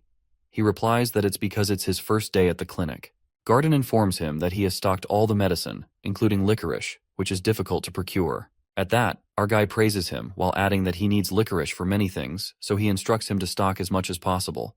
Garden nods while expressing his wonder about where the Crown Prince learned things like making potions and acupressure treatment. He adds that he wants to know because he is also a doctor. In the end, he expresses that he has sacrificed many sleepless nights researching the basis of the methods the Crown Prince is using. But he hasn't found any clues, which upsets him. As a doctor, Raquiel also understands Garden's frustration over not knowing these new things. He then reveals that he is from another world, where he ran a traditional medicine clinic, which is why he knows everything. But Garden doesn't believe him and insists him to tell the truth. Raquiel insists he's telling the truth and asks why Garden is so persistent in knowing the truth. Garden answers with determination that he wants the satisfaction of becoming a better doctor, like Raquiel. In response, our boy tells him that he is already doing it and orders him to go ahead. As Garden walks away, Raquiel reflects that Garden is the reason he has come this far. Then his thoughts shift to his medical clinic, and he prays there will be lots of patients. He worries that the stress will cause him PTSD. He opens the door, ready to welcome the patients with a cheer. At first he pales seeing no patient in the hall, but then Garden points out for him to look below, and he is shocked to see tons of people standing outside, trying to make their way in. After a while, he's diagnosing a patient when his servant asks about his work. He instructs him to check on the other patients to see if they need help. Next, he turns to the maid, who isn't preparing the medicine correctly. He knows the nursing system is not up to par and that it will take time to settle down. After seeing several patients, he gains enough experience to level up his pulse reading skill. Now he can not only assess the overall health of a patient, but also detect symptoms related to the internal organs. In this way, his internal organs are going to help him detect any problems with the organs of the patient by consulting the patient's organs. The scene shifts to his organ realm, where everyone is ready to have a blind date with patient's organs. The heart claims that he is not interested in anyone younger or older than 4 years old. However, the liver points out that they are going to meet all the older people. Seeing them, everyone is disappointed by the idea of consulting. Despite their reservations, they give the results. They didn't find any abnormalities, aside from slight constipation. But the liver informs them that this person shows symptoms of hepatitis, so he needs to give up alcohol. The liver further explains that the old man's liver is likely to survive only for another 5 years. He is amazed to hear this diagnosis, as it forms the foundation of every treatment. Determined, he now decides to awaken the other organs as well. Turning to his patient, he informs him about his liver's condition and prescribes medicine for 10 days. At the end, He deadpans that the man should stop drinking, as he's likely to die in 5 years if he doesn't. Then, he orders the patient to quit alcohol as the crown prince, or he'll be thrown into jail. The man is completely petrified upon hearing this. Afterwards, he dismisses all the non-critical patients, sending them home. Then, the servants turn to him, while showering him with praise and apologizing for the mistakes they've made. He nervously encourages them, while acknowledging their hard work. Meanwhile, he is thinking about establishing a proper nursing system, as it will be necessary if they admit more patients. He wishes his nurses from the modern world were here to help. At this moment, Garden bursts through the door urgently and tells him that there is a patient who needs immediate care. The son of the family pleads with him to save his mother. After laying her down on the bed, he asks the son about her condition. The son replies that she's had a fever since the afternoon, and her condition has worsened since then. After checking her veins, he is horrified, as he realizes that she might be suffering from the illness that killed 40,000 soldiers of Napoleon's army. With dread, he recognizes her condition as epidemic typhus fever, which is an acute febrile illness caused by Rickettsia bacteria infection. He hesitates for a moment to accept it, but the liver informs him that it has indeed seen Rickettsia bacteria in her blood. He gulps upon hearing this and asks the patient's son about the last time she took a bath. The son replies that she took a bath yesterday. He then asks about her bedding condition. The son answers that she is a tidy and clean person. After finding no clues there, he asks whether she had been anywhere where she might have encountered lice or fleas. The son then answers that she had slept on a farmer couple's bed when her carriage broke down on her way back home 15 days ago. To analyze her situation, he concludes that she must have epidemic typhus fever. He then informs her son about her condition, while explaining that she is infected by lice. Seeing her age and temperature, he concludes that she might have pneumonia, or could suffer from central nervous system damage, or might develop necrotic body parts. He then instructs the maids to clean the patient with warm water and change her into patient clothes.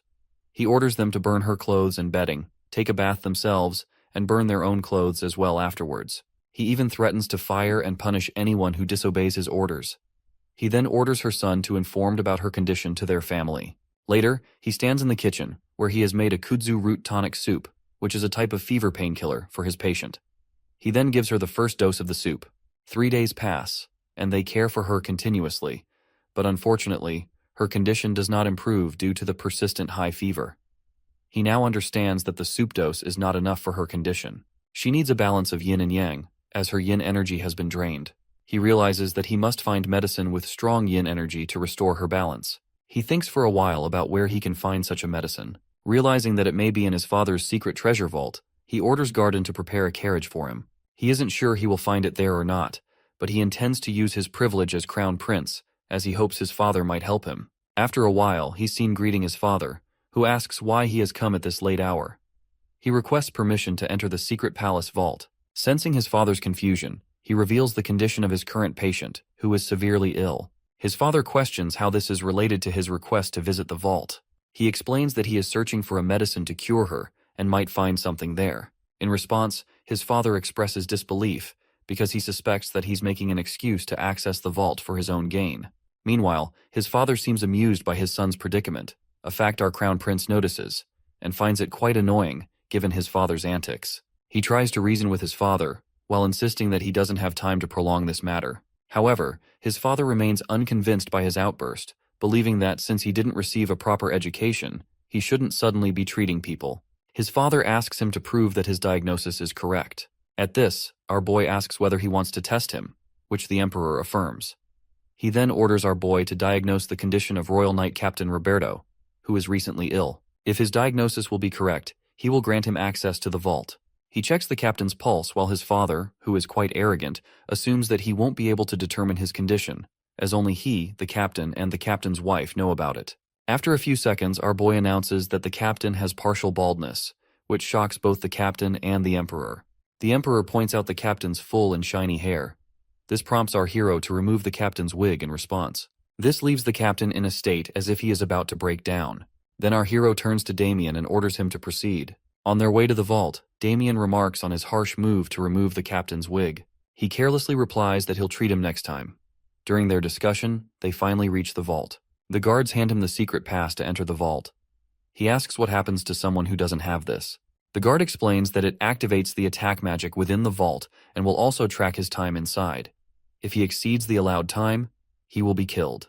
Finally, he tells him he is allowed inside the vault only until daylight. Shocked to hear this, he realizes that they have only a few hours, so he rushes toward the vault, only to stop as the guard who informs him that he's headed toward the intermediate area. Annoyed that his plan didn't work at all, he remembers that his father has only granted him access to the basic area, where he can take only one item. Frustrated, he complains that his father tricked him, while not mentioning the level restrictions when he tested him. He is still annoyed with his tricky father and resolves to avoid taking his help in the future. Once inside the vault, they are surprised by its vast size. He sets an alarm for the entire night and turns to Damien for help. Damien asks how they can locate what they need. He replies that they're looking for anything with ice properties. Once Damien finds anything related, he should write down the location so he can check it out later. They then split up to search both sides. However, our guy is unable to find anything useful and hopes that Damien will find something. When his bodyguard stands in front of him, he asks about the list. Then Damien hands him the list, which he realizes he can't read. So, Damien leads him to the location of the shield which he found. This is the only thing in the vault with ice properties. He looks at the description of the shield, which is a basic item. When infused with mana, it can manifest an ice shield. It looks more like a buzzer to order coffee, but his eyes stay glued to the description, which details how it manifests an ice shield when infused with mana. With that, he begins to infuse his mana into it to test it. It starts buzzing with his mana, and he's careful not to infuse too much, knowing that it has a limit for manifesting mana to deploy the shield. Then he infuses his mana into it again, this time more carefully, like he perfectly set the shower temperature in his previous life. He starts to feel a chill, and finally, an ice shield forms in front of him. He happily turns to his bodyguard and tells him that he'll need his help later. Now they need to go to his bonus HP, in other words, his patient. The next moment, the guards see him coming out of the vault with his bodyguard, and notice the sword at Damien's belt. One guard asks if they chose that sword, but they're interrupted by the crown prince, draped in numerous jewels and a velvet cape worthy of an emperor. When the guard looks at him, he annoyingly informs our dude that he's supposed to be free of all these embellishments. Later, inside the side palace, Garden wakes up from his sleep due to some noise and sees that Damien and the crown prince have returned. Seeing them together, he feels pleased, while believing that Damien is capable enough to protect Raquel and that Raquel has also found a friend in him. With this thought, he makes some tea and brings it downstairs for them. However, he spills the tea as soon as he sees Raquel activating his shield while Damien attacks him with his sword. He exclaims that it's an act of treason. Let's go back a few minutes, when the crown prince told Damien he needed his help with something. Damien, who was truly impressed by the crown prince's passion to treat people, was ready to obey any of his orders. But as soon as the crown prince asked him to hit Raquel with his sword until the ice shield breaks, his expression shifts to annoyance. It was the same argument Garden had seen from his room but didn't fully listen to. Damien protests, while asking if the crown prince really wants to label him a traitor. But the crown prince explains that he needs him to strike him with the sword so that the shield will break, and he can use the residue left from the strike in the medicine for his patient. At that, Damien suggests putting the shield on the ground so that he can strike it more easily.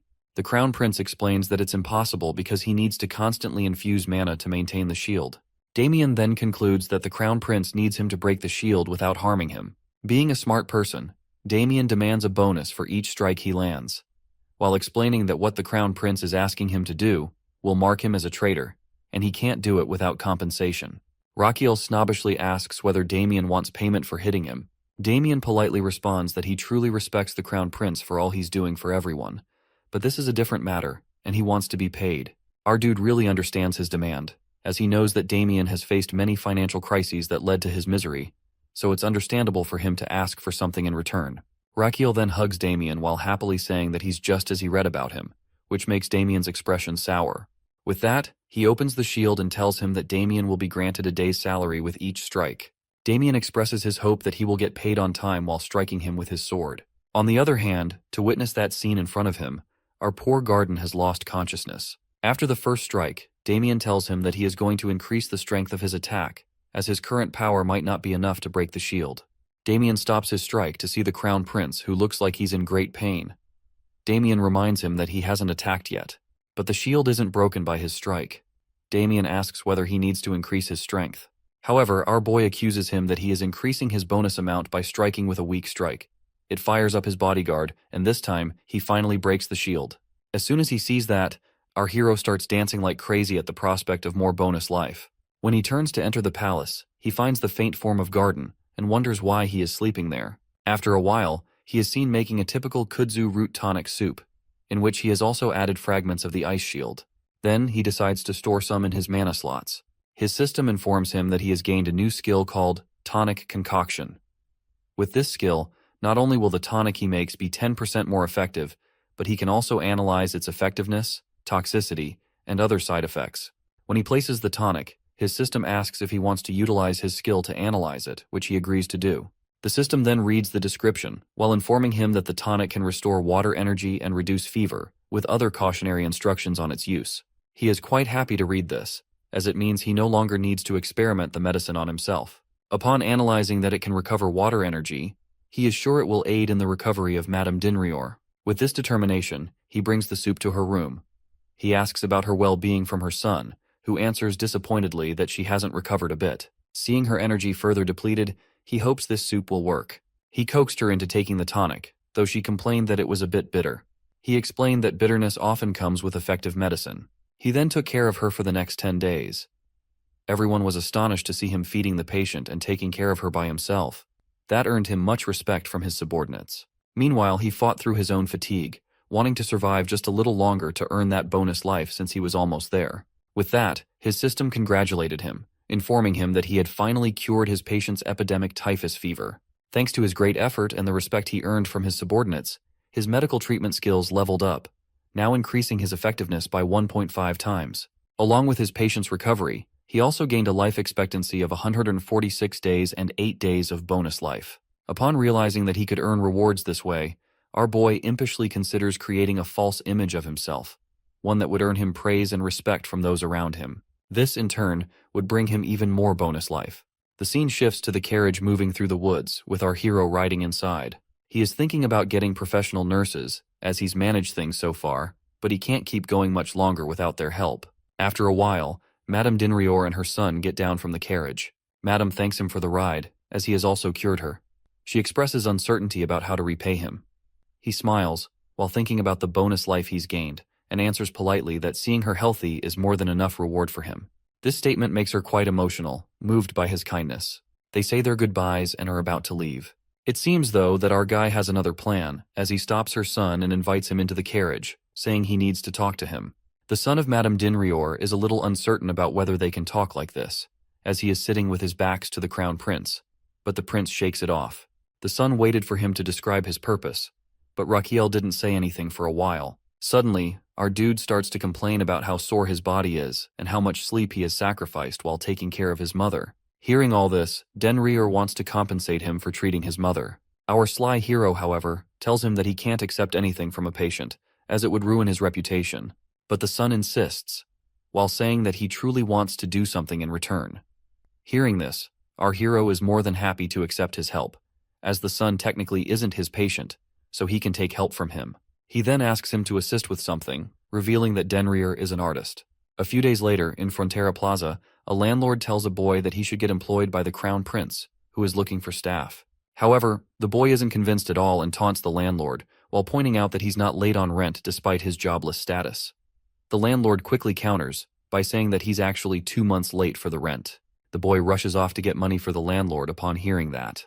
Meanwhile, a mysterious girl in a hood listens to the exchange, contemplating something. The scene shifts to the inside of an art gallery, where many people have gathered around one particular painting. Our boy, along with Dinrior, is also there. Raquiel congratulates him on becoming a professional artist. However, Dinrior doesn't seem happy. When you see the paintings he has created, it's clear why this poor artist isn't thrilled to display his art. Several of the pictures depict the crown prince, with the first one of him showing a crazy pose alongside a captain, with the words, "I want you." Other paintings show some cool poses, including one of him with his companions. One of his very detailed paintings depicts him like a crying girl, which Damien wants to cut off. Dinrior is a little uncertain about whether his paintings will help him in his search for a nurse. The crown prince, however, reassures him, saying that his work will definitely make an impact. He shows Dinrior his own painting, in which Raquiel is portrayed surrounded by many strong-looking nurses, with a captain in the corner, labeled with the words, "Show me Ganho." The painting also includes a description encouraging people to become nurses, with the promise of a generous salary offered by the crown prince. Seeing this, many people agree to sign up and want to become nurses.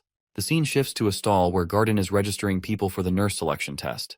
People are eager to apply, having heard that the salary is so good they could pay 2 years' rent with just 1 month's salary. Meanwhile, the same mysterious girl is lining up in front of the stall, eyeing the requirements for applying. But when she reads that applicants must be residents of the Empire, her posture shows her determination. Meanwhile, our boy is thrilled to see so many people applying for the nursing position. When Damien asks him why he's so happy, he answers that he's excited because the more nurses he gets, the more patients he'll have to cure, which will, in turn, increase his life expectancy. On the other hand, Damien is purely impressed by our boy's kindness, especially considering he offers such a good salary as well. After 6 days, an event called Show Me Genho is held, where the Crown Prince will test the people to see if they are fit to become nurses. The mysterious girl also makes her appearance, who is quite happy to have arrived on time. The host announces that they have gathered everyone to reveal the first task for the nurse selection test. However, he then reveals that this task will actually be announced next week. After a week, the host announces the first task for the nurse selection test and urges them to rush forward to the interview area. For this purpose, they get divided into 5 groups out of the 50 people who will race toward the main building of the side palace. But the twist is that only 10 candidates from each group who reach the side palace first will get selected for the next task. The remaining will be disqualified, which shocks everyone, and they rush toward their destination in order to reach earlier. As soon as 10 candidates enter the destined area, the guard disqualifies the remaining ones. Then, they immediately start the next task, which tests their ability to find an ingredient that is stored improperly among numbers of ingredients presented to them. While doing this, one of the candidates falls down. Everyone looks at them and ponders for a while whether they should help him or not, but none of them move from their table to assist the candidate. Our boy watches everything with a serious expression. Garden then announces the end of the test and informs everyone that they will be notified about the result after some days. They all are left, while worrying about their test results, but no one came back to help the ill candidate. It seems like this is a stage set by our hero, who wants to test the candidate's spirit of helping others. As soon as the candidates leave, he hurries to the ill person, who is none other than Damien, who is concerned about whether he has acted well or not. Our boy informs him that he has overdone it and needs to perform more naturally. He says this while putting on a dramatic scene of falling ill in front of Damien.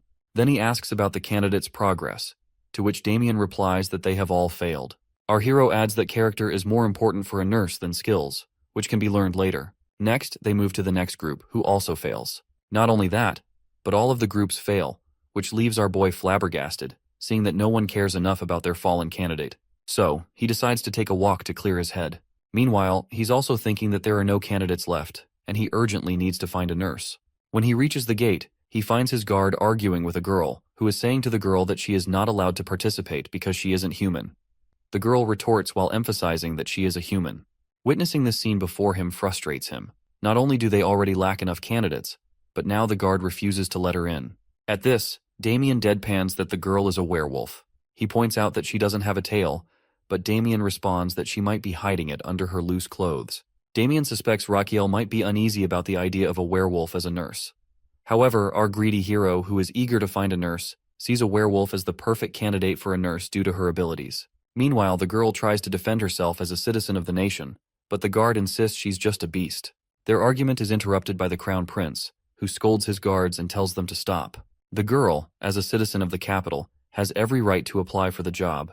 He then orders the guard to apologize to her, leaving her completely baffled. He also apologizes to the girl on behalf of his guard, and she introduces herself as Agnes. He tells her that she will be tested now, which startles her. Noticing her baffled expression, he explains that, as a werewolf, she has great stamina, but he wants to see it with his own eyes. Then he places her in a race competition with his guard. For this purpose, they will race to the fountain and come back, with the winner being the one who returns first. Agnes is fired up to hear this. She turns to the guard, ready to face off. Both Agnes and the guard are prepared to beat each other in the race. Both of them rush towards the destination as Agnes takes the lead. Within a few minutes, she touches the pole of the fountain and rushes back. As she gets past the guard, she analyzes his slow speed and concludes that she will be the winner. The guard, who is already nervous, sprains his ankle and falls down. She notices his fall and wonders whether he has dislocated his shoulder. But she tries to keep going as she wants to be the winner. However, she can't and turns back to the guard, relocating his shoulder, which prompts a shriek from him. While she is doing this, our boy congratulates her because she is hired. Then he gives her the necklace made by George. Afterwards, they sit inside, and the Crown Prince shows her the hiring contract. When she remarks that it looks complicated, he tries to coax her into reading it at her own pace. He is very interested in hiring her not only because of her physique but also because of personality, as she is perfect for the job. Besides, he has seen her fixing the guard's shoulder like she wants to make it as painful as possible, which will make the patient unhappy in the future. However, he still wants more people with the same qualities. After reading the contract, she informs him with a serious expression that she wants to add a clause from her side. She begins to say that she is the leader of her tribe, which makes our greedy hero salivate at the prospect of having 50 more people like her at his disposal. When she demands that they take a nursing test as well, he happily agrees. Then she approaches her other problem, one that she and her kind have been facing for years. He asks whether it's an issue of rationing. She answers negatively. She explains that they are having trouble because of their tails, which move on their own. Our dude is curious about whether this is a bad thing. She sadly explains that their tails depict their emotions, which can lead people to understand their feelings and use that to manipulate them. He is convinced that this is the reason she is wearing such baggy clothes. He suggests that she tie her tail to her legs. She responds that it refuses to cooperate in that way, almost as if it has its own mind. She explains that the tail behaves like an organ that follows its own rules. He then asks whether they can't be cut them off. She answers that it would make walking difficult, and, besides, it would regrow within a month. At first, he tries to let go of the matter, but soon he realizes with dread that she wants him to resolve this issue if he wants to hire her and her tribesmen. After that realization, he feels like pulling his hair out in frustration, as he has no idea how to solve this problem. He offers Agnes to be their society's guardian. When she asks for an explanation, he explains that he can provide them with security by using his position. But she rejects this idea, as it might worsen their condition if something happens to him or if he backs out from his promise. In this way, it's just a temporary solution. He asks if she wants something to solve the basic problem with their tails. She affirms, while asking whether he is going to help them. He answers frankly that he doesn't have much choice, but he doesn't have any idea yet, so he will start searching for one. Upon hearing this, she assumes that he must be an honest person since he doesn't make any false guarantees. Then she tries to excuse herself, but he offers her to stay at his palace. As soon as she leaves, he again yells in frustration, not wanting to lose talent like that of werewolves. Later, he is found in the library, looking exhausted but still hasn't found anything. He's interrupted by a loud yell from Garden, which scares the life out of him. He complains to Garden, who always startles him like this. When asked, Garden tells him not to stress further because he could get sick from it. He retorts that he's getting sick because Garden always startles him, nearly giving him a heart attack. At that, he first refuses our guy's claim, but then changes his tactic, as he is telling him that he'll soon get wrinkles if he keeps frowning. Our boy smiles softly at his doctor's antics because he knows he's doing this to help him feel better. He nonchalantly remarks that if he gets wrinkles, he'll just get Botox treatment. To Garden's confusion, he starts to explain what Botox is, but then stops with the realization that Botox could be his solution. Botulinum toxin is a highly potent poison used to paralyze. To test this, he decides to use a local poison to paralyze the tails of the werewolf, and for this purpose, he's going to use Kuzman poison. He then orders Garden to bring Kuzman poison to Agnes's room as he's heading there. Once they're inside her room, he informs her that he has somehow found a solution to her problem. However, before proceeding, he needs to analyze her body in both human and werewolf forms. First, he needs to find the exact spot where he should apply the poison to paralyze the tail. For this purpose, he analyzes Agnes's acupressure points and mana flow, which are slightly different from those of humans. The location of her governor vessels differs, and the acupressure points on her hips are farther apart, which is likely due to her tail. Between both of those acupressure points, he finds a blood vessel that connects to her tail. He then asks her to transform into wolf form because he wants to examine the tail's acupoint in her beast form as well. With that, she transforms into a werewolf. After looking at her, he remarks that she's not as big as his dog, Deng Chil, which irritates her. She doesn't respond, and he realizes it's because her mouth structure changes when she transforms, which makes speech impossible. Then they play a little, after he checks her up.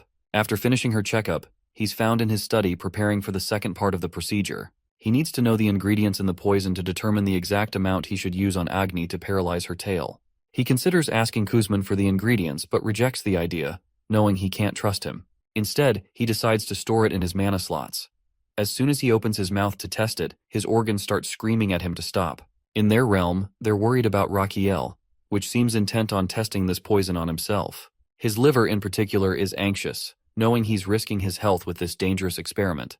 His liver adds that he will be the one who has to detoxify the poison Rakiel plans to take. His liver shouts at him to test it on a summoned creature instead. In response, he exclaims that they're cruel to think he would test poison on such a cute little thing.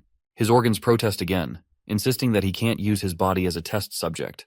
Then, his liver informs him that there are some summoned beings specialized in analyzing ingredients, including the poisons. Liver's statement makes him pause and consider the suggestion. The liver adds that he met this particular summoned creature once while waiting in the waiting room. This piques our boy's curiosity, who asks about this waiting room. The liver explains that it's a place where unawakened organs and unsummoned creatures rest in a dormant state. This piques his interest, but both his liver and his system inform him that access to this information is restricted, so he can't explore it further. He then tries to coax the liver into revealing the traits of that summoned creature, as he is hoping to get an advantage when it's time to summon his next creature.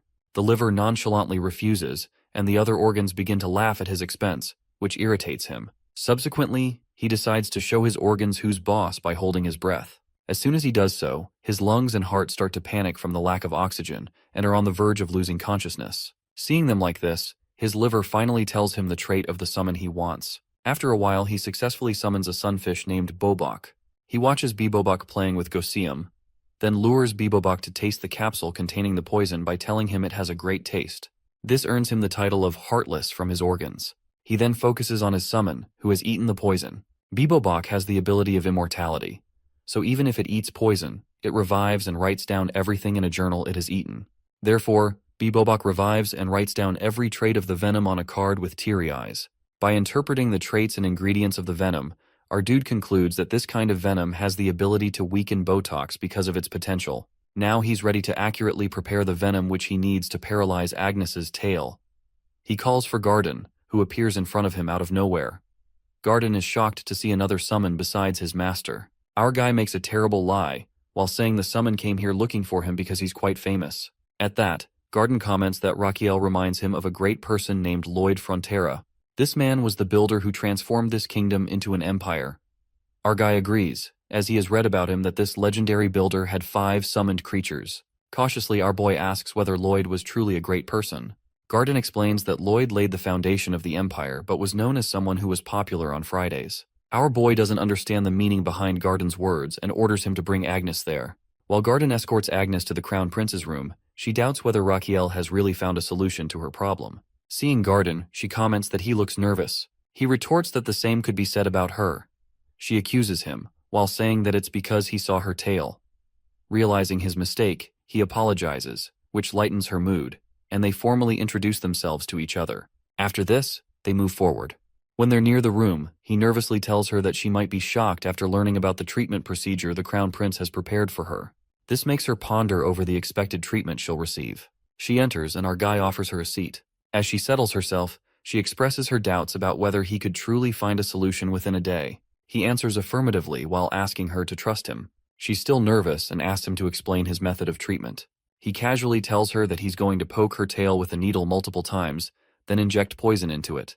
Hearing his method, everyone cheers for him. On the other hand, she first looks at Gardine, who asks her to trust Raquiel, then looks around at everyone else, who expresses the same trust in him. She shouts in her mind that they're all crazy, including the prince. On the other hand, Agnes doesn't find him trustworthy, but decides to give it a shot for the betterment of her kinsman, who won't have to suffer anymore if the treatment is successful.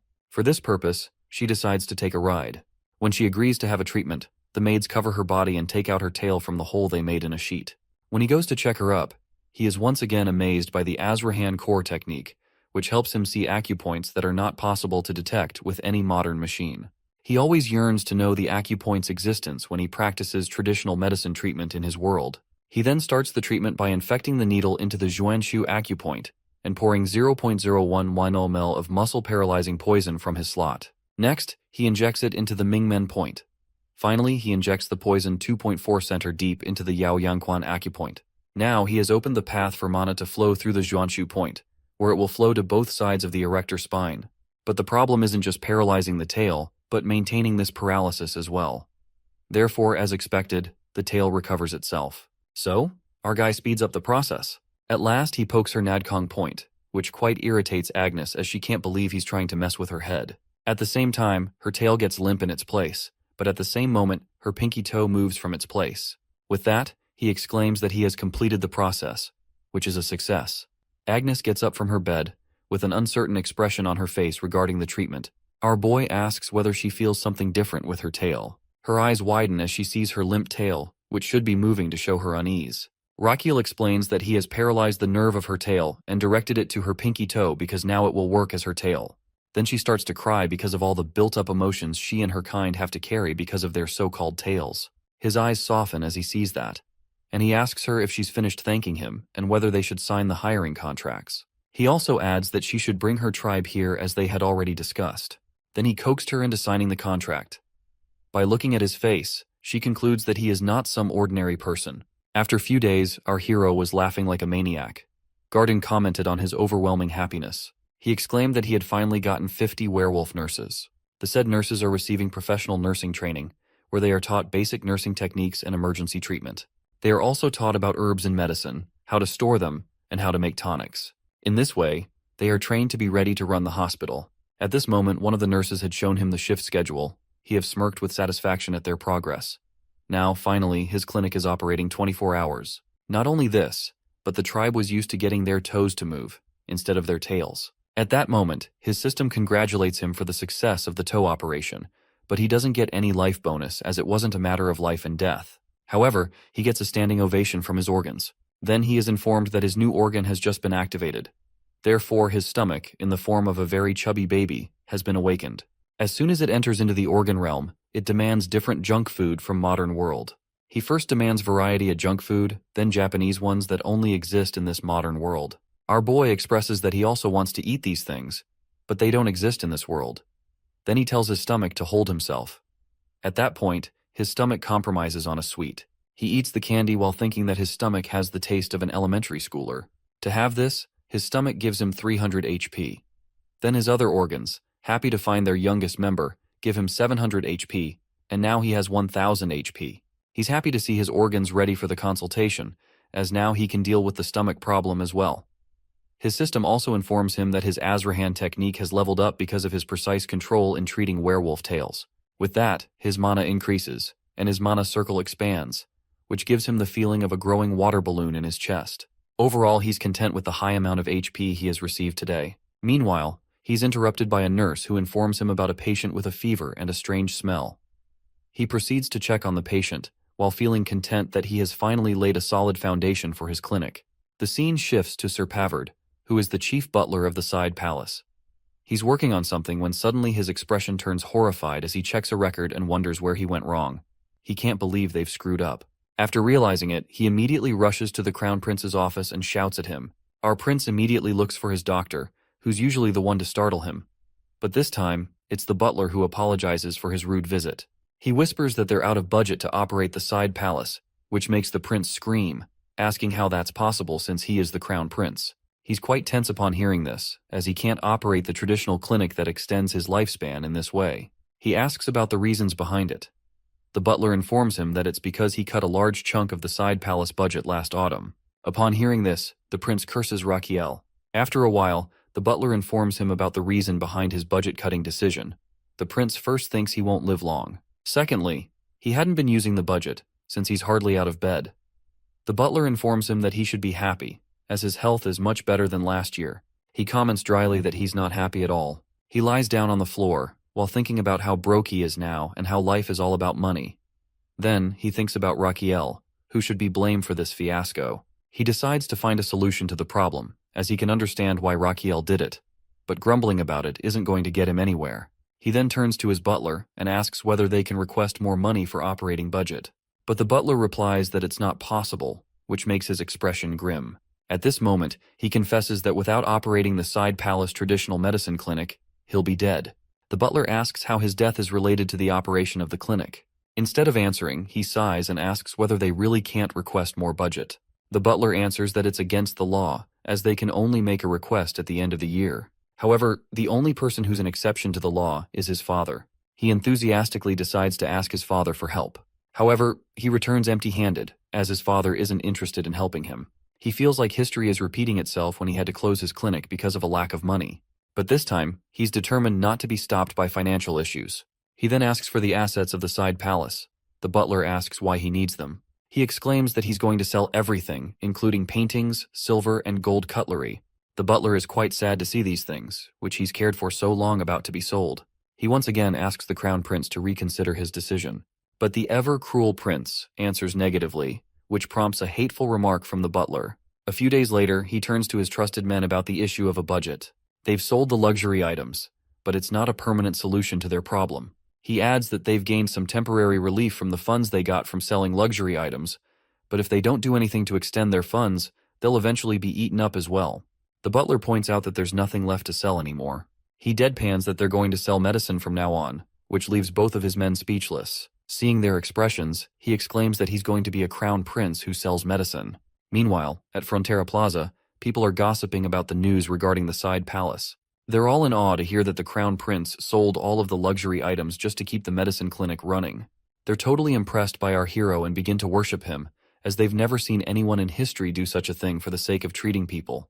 They start singing songs in his greatness. Meanwhile, at the side clinic, they're discussing the matter of earning money through selling medicine. Raquel thinks that it's a necessary measure for keep him alive.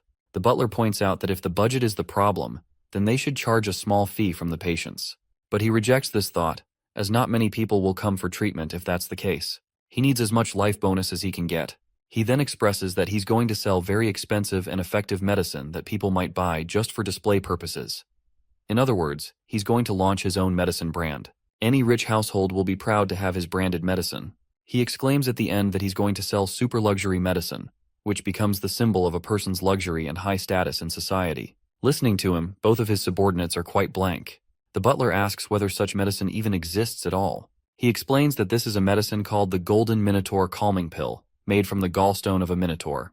Basically, Koreans are used to using calming pills to calm their nerves, and this pill is also used for curing brain illnesses, heart problems, and high blood pressure. On his way, he explains the details of this medicine to Damien, who has doubts about whether people are really going to purchase it. He replies that they're definitely going to buy it because he's going to present it as something rare. Like a limited edition, they'll buy it at all costs, as it's the psychology of people. He adds that he's not going to use bull, but the gallstone of the Minotaur, which will urge them to buy it. However, his confidence is shattered by Damien's words of disbelief, who doesn't think anyone will buy it. Damien again points out that if this medicine is so effective, why hasn't he heard of it? Raquel answers that it's because it comes from the fallen kingdom called Jasion. Damien dryly remarks that he hasn't heard of this kingdom either. Our prince chimes in that he heard about it in his dream, and all the medicine he's learning is from his dream. While looking at his back, Damien thinks that Garden is a naive person who's going to believe every bit of nonsense their crown prince throws at him. But in his case, he only cares about getting his salary on time. He then runs after him and asks whether he's going to treat people without a license, which makes the prince halt in his steps. Damien stresses that he needs to pass the doctor exam to get the license like Garden did. The prince turns to Damien and nervously chuckles, while admitting that he didn't know about it. Damien replies that they need to solve the funding problem first. For this purpose, they need a gallstone of a minotaur, but the prince interjects that they don't have any at the herbal store. It seems like people there aren't using the bull for making medicine. Damien asks about his solution to this problem. The prince exclaims that he's going to buy a live minotaur for this purpose. So he's going to Cremo to attend the monster auction at the auction house to get this minotaur. Damien can't believe he's planning to go there himself. The prince answers calmly that he has to, because he needs to check the quality of the minotaur as well as its gallstone by himself. Damien thinks, smiling to himself, that this man is crazy. At that moment, Agnes arrives with a carriage and gestures them to get in. Damien asks in disbelief if they're really going to depart now. The prince replies that time is more precious to him than gold. He then urges Damien to get in before Garden comes after them. Once the carriage is on its way, Garden comes running, while yelling them that how he could leave him like this. The prince yells back that he needs him to stay behind to take care of the clinic. While on their way, Damien comments on the comfort of the horse carriage. Our prince arrogantly replies that it's what one would expect from a crown prince's carriage. It's shown that they're actually lying down in coffin-like spaces, and Damien still insists that it feels strange. Their journey carries on for 8 days, and one evening, Agnes gets up from her spot on top of the carriage, her senses heightened. As soon as she smells the sea, she informs the prince that they've reached Cremo Port. Finally, they reach the Cremo Monster auction house. A boy in front of the auction house tells the driver to park his carriage somewhere else. But the driver gets down from the carriage and warns him that he doesn't know whose carriage it is. He asks if it belongs to the crown prince. At that same moment, the said crown prince greets him from the carriage window, which leaves him petrified. The next moment, the boy rushes inside the auction building and approaches the mayor. He points toward Raquel and informs him about his arrival, which panics the mayor as well. The next moment, he starts flattering our boy to gain political favor. When our boy mentions that he's here to purchase something, the mayor immediately offers him additional bodyguards, which our boy refuses because he has his own. He tries to excuse himself, but the mayor keeps trying to prolong their conversation. He goes ahead, after giving the mayor a false promise that he'll visit his home afterward. The mayor instructs others to clean everything, while our guy thinks it feels like a military commander is going to visit there. During the auction, Raquiel and Damien settle themselves while noticing the quiet atmosphere. Damien explains that it's likely because monsters can wake up if the auction gets too noisy. As people make bids, he waits for the Minotaur to appear. When it seems like the auction might be ending, he wonders if he might not find a Minotaur there after all. At that moment, a carriage rolls in, carrying a caged, hefty Minotaur. Our dude is awestruck by the Minotaur's weight and strength. The host announces that it's the main item of the auction, which is captured by the 7 best hunting teams. On the other hand, our guy's excitement at the prospect of getting his hands on this beast deflates when the host announces the starting bid at 50,000 magan. He asks his aide if he heard correctly, since other monsters sold for 50,000 magan, yet this one starts at 50,000 magan. When Damien asks if he has enough money, he considers that he brought 100,000 magan. But seeing the crowd's eagerness to buy the Minotaur, he doubts he'll be able to win it. Besides, he thinks that it's way too expensive to buy a Minotaur at that price. After a moment's thought, he turns to Damien and whispers his plan in his ear.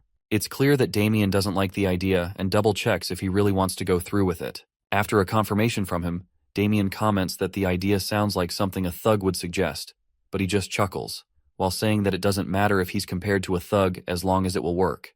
Then Damien leaves, and our guy watches the auction with anticipation as the bidding price climbs. He hopes Damien returns before the price gets too high. After a while, the mayor arrives and greets him, and our prince pretends to be surprised to see him. Seeing the prince's expression, the mayor catches on as he understands that the prince wants everyone's attention right now. Eager to gain the prince's favor, the mayor is more than willing to play along. The mayor then loudly addresses the crown prince, while offering him 100 bodyguards. As soon as he says this, everyone turns to see if it's really the crown prince. Our guy formally accepts the favor, while Damien stands there with a very annoyed expression, watching the drama unfold in front of him. Then, our guy dramatically remembers that he has to participate in the auction and places a bid of 60,000. Our prince's expression loudly declares that he's the crown prince, and no one is going to raise the price against him. Seeing this, the audience realizes that they have to give up on getting the Minotaur. Meanwhile, the host is also quite nervous, seeing that they may have to sell their best item for only 60,000 magan. Then there's a twist as one noble dares to raise the bid to 70,000 magan, which shocks everyone, including our dear crown prince. Someone then notices that this person is none other than Guinness, a favorite of the king of the southern country, Amboise. Meanwhile, Guinness thinks that since he's not even a citizen of this country, the prince can't do much to him. Everyone wants to cheer for him as their savior, while some whisper that they've heard the crown prince is famous for holding grudges for a very long time. On the other side, our guy is fuming with anger, now determined to have a proper clash with this person. Burning with desire to get his hands on the Minotaur, he raises his bid to 71,000. Guinness raises it by another 1,000, bringing the bid up to 80,000. The bidding continues like this. Finally, the host announces that their main item has been sold for 250,000 magan, and the winner is Guinness, who is quite obnoxious about having the upper hand over the crown prince. Meanwhile, our hero looks like someone just drained all color from his face. At this moment, Damien tries to console him, while saying that he's glad Raquiel didn't spend all his money on a single Minotaur. Hearing this, our guy's expression shifts to confidence about his finances, but in reality, Damien is secretly worried about getting his salary on time. He's completely flabbergasted when Damien remarks that he's only sticking around as long as he can count on a stable paycheck. He reminds Damien that he was the one who rescued him from the underground life. Damien replies that he's grateful for that, but having a stable salary is a completely different matter. Our guy then looks at his bodyguard thoughtfully, recalling the last chapter he read in Demon Sword. After reading it, he concluded that Damien is the strongest person in this world, and it's reassuring to have him by his side. But there seems to be another reason related to victory in the final battle, which somehow connects to Damien, because our boy believes that giving him a stable life leads to the stability and safety of the world. He then tells his bodyguard earnestly that he'll make sure Damien gets his salary on time. Next, he turns to the mayor as they head to his home, but the mayor protests while asking his reason to be in such a rush. He replies that it's out of embarrassment for losing even after using cheap tricks. The scene shifts to a grand house, where in one room, the Minotaur is bound after being sold today. Guinness steps forward to check its condition, bragging about his victory over the crown prince. Then, someone else enters the picture, the most expert taxidermist in Cremo, who is brought in for this job. The taxidermist asks Guinness about his preferred taxidermy style, Guinness replies that he wants it presented as grand as possible because he's planning to gift it to the king for his birthday. He then requests a mage to assist with the taxidermy, and at that moment, the mage enters, while stating that they should begin immediately without wasting time. The mage starts his vacuum magic to kill the Minotaur in a clean manner. As he's being killed, the Minotaur thinks of his family and laments how cruel humans are for mistreating him this way. While thinking, he's broken their magic, and then it snaps the chain he was bound to. Meanwhile, in the mayor's house, our guy crashes onto his bed, looking exhausted. His whole body protests from the grueling schedule. Determined to buy the Minotaur tomorrow, he insists he'll manage with 1 lakh magan, though his bodyguard doesn't seem convinced. Their conversation is interrupted by one of his men, who warns him of upcoming trouble for which they need to evacuate immediately. Rakiel demands an explanation. At that same moment, the wall is smashed open. Damien is in front of him instantly, ready to protect the prince, but the monster throws him aside. As the dust clears, our guy is petrified to see that the monster is none other than the Minotaur. A few moments ago, with the force of the Minotaur's break from Mage's magic, everyone is knocked down around it except for the evil Guinness. He shouts at the Minotaur while claiming that it can't harm him because he's its master, but the monster doesn't understand the meaning of master and starts to chase him instead. While looking for an escape route, Guinness spots the mayor's house and decides to take refuge inside. He hides behind a wall and shouts in an attempt to distract the Minotaur. In a way, he's somewhat successful at it. Now the Minotaur is right in front of the guy, ready to smash him. Our dude is ready to escape. But suddenly he notices its eyes and stops for a moment. They seem like the eyes of a creature in pain, suffering greatly, much like one of his patient. The Minotaur then remembers that our boy is the same guy who bit on it, and in a fit of rage, it attacks him. However, its strike is intercepted by Damien's sword, who urges the prince to escape. Our boy exclaims that he's not going to die after having it so difficult to survive this long. Damien tries to deal with the Minotaur, but he's not successful in stopping or defeating it. During the battle, he pushes Rakiel back, who slams into a wall. At the same time, Damien meets up with him, and he states that they're trapped here, prompting a sarcastic remark from our boy, who dryly comments that he can see that as well. Next moment, Damien stands with a serious expression and asks for an extra bonus if they manage to get out of there alive. Our boy shouts at him, asking why he's asking for this now, and what if he doesn't provide it. Damien responds that he'll escape alone if necessary. He then tells the prince that he's going to fight the Minotaur, which will give him an opening to escape. Rakiel hesitates, as the path to escape is blocked. Damien nonchalantly suggests that he should just jump from there, but that's not an option for our boy. Damien adds that it's better to jump from there than to be crushed alive. He then explains that if he's injured, the guards will rescue him and take him to safety. With that, Damien attacks the Minotaur, and they engage in battle. The prince tries to escape through the opening Damien created, his face twisted with anxiety. But in his misery, he doesn't notice that, instead of climbing a wall, he's scaling the Minotaur itself. He stops when he receives a warning from his system. His system gives him a full scan of the monster. His system and heart both inform him that the results show the monster's heart is in very bad condition. It has stable angina pectoris, which means the monster is suffering from chest pain and its heart is about to clog up. Clinging to the monster, he realizes he's not in good condition to treat it, and he's in danger himself. He can't jump, or his body will be crushed in the process. Meanwhile, the Minotaur has a plan to crush the prince with its other hand, like squashing a mosquito, but it's distracted by Damien's attack, which misses its eye. Damien tells the prince to hang on, while promising that he'll rescue him in a moment. Our crying boy pleads for him to do it quickly. Damien rushes toward the monster, looking for an opening to attack its shoulder or sides. He strikes the monster and tries to rescue the prince, but the prince is thrown from the balcony, which makes him believe he's about to die. However, our crown guy is rescued by Agnes, who catches him in midair. As soon as she lands on the ground, other guards come to escort him to a safe place. Meanwhile, Damien and the Minotaur are locked in combat. The monster focuses all its attention on Damien, who is determined to defeat it in order to claim a high reward. Damien plans to stab the Minotaur on its fist and then its arms as soon as it's about to punch him. He tries to cut into its fist and attack it as much as he can, but the Minotaur proves tougher than that. During their clash of sword and fist, something distracts Damien, and in the next moment, he's attacked by the Minotaur and thrown aside. He is pushed into the wall, and the Minotaur steps toward him. Damien tries to get up, but his leg is pinned under the rubble. At the same time, he's saved by Ghostwim's powerful body slam. He doesn't fully understand what's happening until he sees Ghostwim fighting the monster. Meanwhile, our guy thinks that he's not going to lose Damien, especially after all the trouble he went through to get him. That's why he fed Ghostwim red sunflower seeds to make him bigger, so he could fight the Minotaur. He shouts at his bodyguard to get up, as they're about to be surrounded, prompting a remark from him that he's going to get a lot of money. But unfortunately, Damien can't move his leg. On the other side, the Minotaur throws Ghostwim into the air toward Damien. Seeing this, Rakiel shouts for Damien to hold on to Ghostwim in order to escape. Damien does so, and Ghostwim jumps from the second floor. Now, they're in front of the Crown Prince. But not just his friend but his enemy. The Minotaur also leaps from the second floor and howls at them, with everyone else following close behind. Rakiel asks about the well-being of Damien and Ghostwim. Damien answers that he's all right. He thinks about the Minotaur and wants the medicine from it. But he rejects the thought, as it could cost him his life. He then suggests to his companions that they head to a safer place. At this moment, the mayor interjects, stating that he's going to bring him and his companions to the safest place in the city. After a while, they arrive at the port. The mayor informs him that if they ride the ship, the Minotaur won't be able to chase them on the sea, and they can easily escape this way. Rakiel likes the idea and decides to escape this way. When they board the ship and offer the mayor to join them, our dude is shocked to hear that the mayor refuses to escape.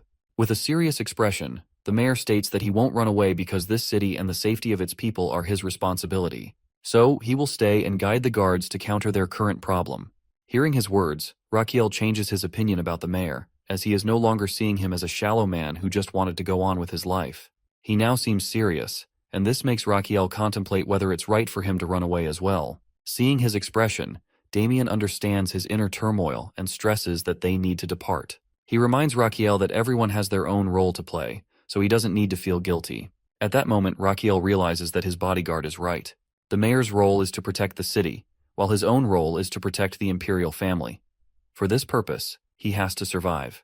So, he orders the anchor to be raised. However, just as their luck runs out, the Minotaur arrives, chasing after them. It leaps onto the ship, while howling with anger. It tears apart the ship and swings the wood over their heads. Rakiel orders everyone to get down to avoid being hit by it. Meanwhile, Rakiel is also thinking about his next course of action, as they have no way out of this situation now. On the other hand, his organs are shivering as they sense the danger around them. He tries to think of a plan to escape, but is on the verge of tears when he realizes he hasn't awakened his brain. Damien jumps beside him and tells him to get to the deck and stay hidden there. Rakiel asks what Damien will do in the meantime. While unsheathing his sword and turning toward the Minotaur, Damien claims he's about to make a lot of money from this fight, so the Minotaur better get to work to earn it. Damien rushes toward the monster and calls for Agnes's help. But their combined efforts, along with some guards, go in vain as they are all thrown aside by the Minotaur, which remains standing tall. Seeing everything unfold, Rakiel panics for a moment. But then he pulls himself together and looks closely at the Minotaur, while analyzing its health condition to figure out how to defeat it. At this moment, his system informs him that he has strengthened his Azrahan core to its limit due to being in an unprecedented and extremely dangerous situation. As a result, he has acquired a skill called Acupoint Scan, where his Azrahan core technique is combined with his pulse reading skill. This allows him to see the acupoints of every living thing in order to predict their movements. Now he applies this skill to the Minotaur standing in front of him, which makes him realize that he can clearly dodge its every move. However, the problem is his stamina, as he can't keep up with this for long. With a tense expression, Rakiel ponders a way out for himself and everyone else. Meanwhile, he notices Gosuem and gets an idea, though he's a little uncertain about whether it will work. But he decides to go for it anyway, because he believes it's his role to protect everyone as the Crown Prince. So, when the Minotaur is about to attack a sailor, Rakiel rushes in from the front to block its strike. His system warns him that he has eaten the red sunflower seeds meant for his summoning. Our boy really becomes a giant with the red flower seed, and now has a one-on-one with this monster. However, his system informs him that he is not a summon, so he must have side effects from eating the red flower seed. He needs to consult the doctor immediately. He dryly reminds his system that he is a traditional medicine doctor. His system then informs him that his giant form will last only 3 minutes, and he will fall into a coma once it ends as a side effect. Now he understands the severity of the situation as he has to end this fight within 2.5 minutes, which he is sure he can't do, and he might meet his end. As expected, the Minotaur gives him a hard punch in his face. He complains about how much it hurts, but normally he would be killed by this attack, so there is still hope.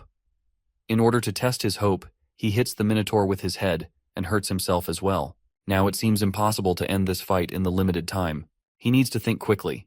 He looks at his summon, who is exhausted because of the fight. He wonders if his guards can handle it, but what if he faints?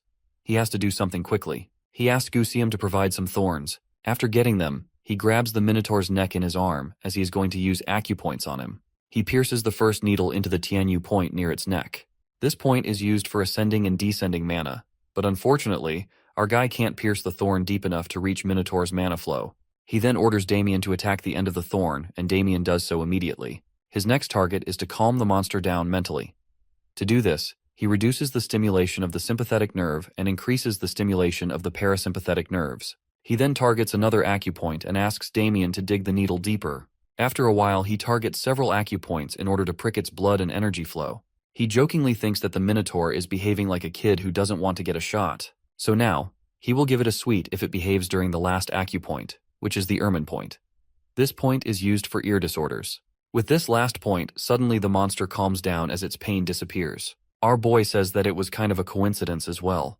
To realize that his pain has disappeared, the Minotaur turns to our guy and thanks him, thinking he's the reason the pain is gone. At this moment, our dude falls down, whining that he's incredibly tired.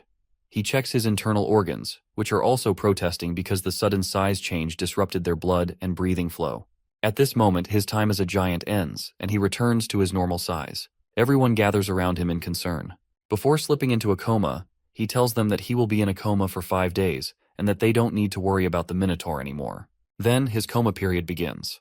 After the fight, the Minotaur is subdued, and everyone becomes worried about saving the ship, as it could sink at any moment.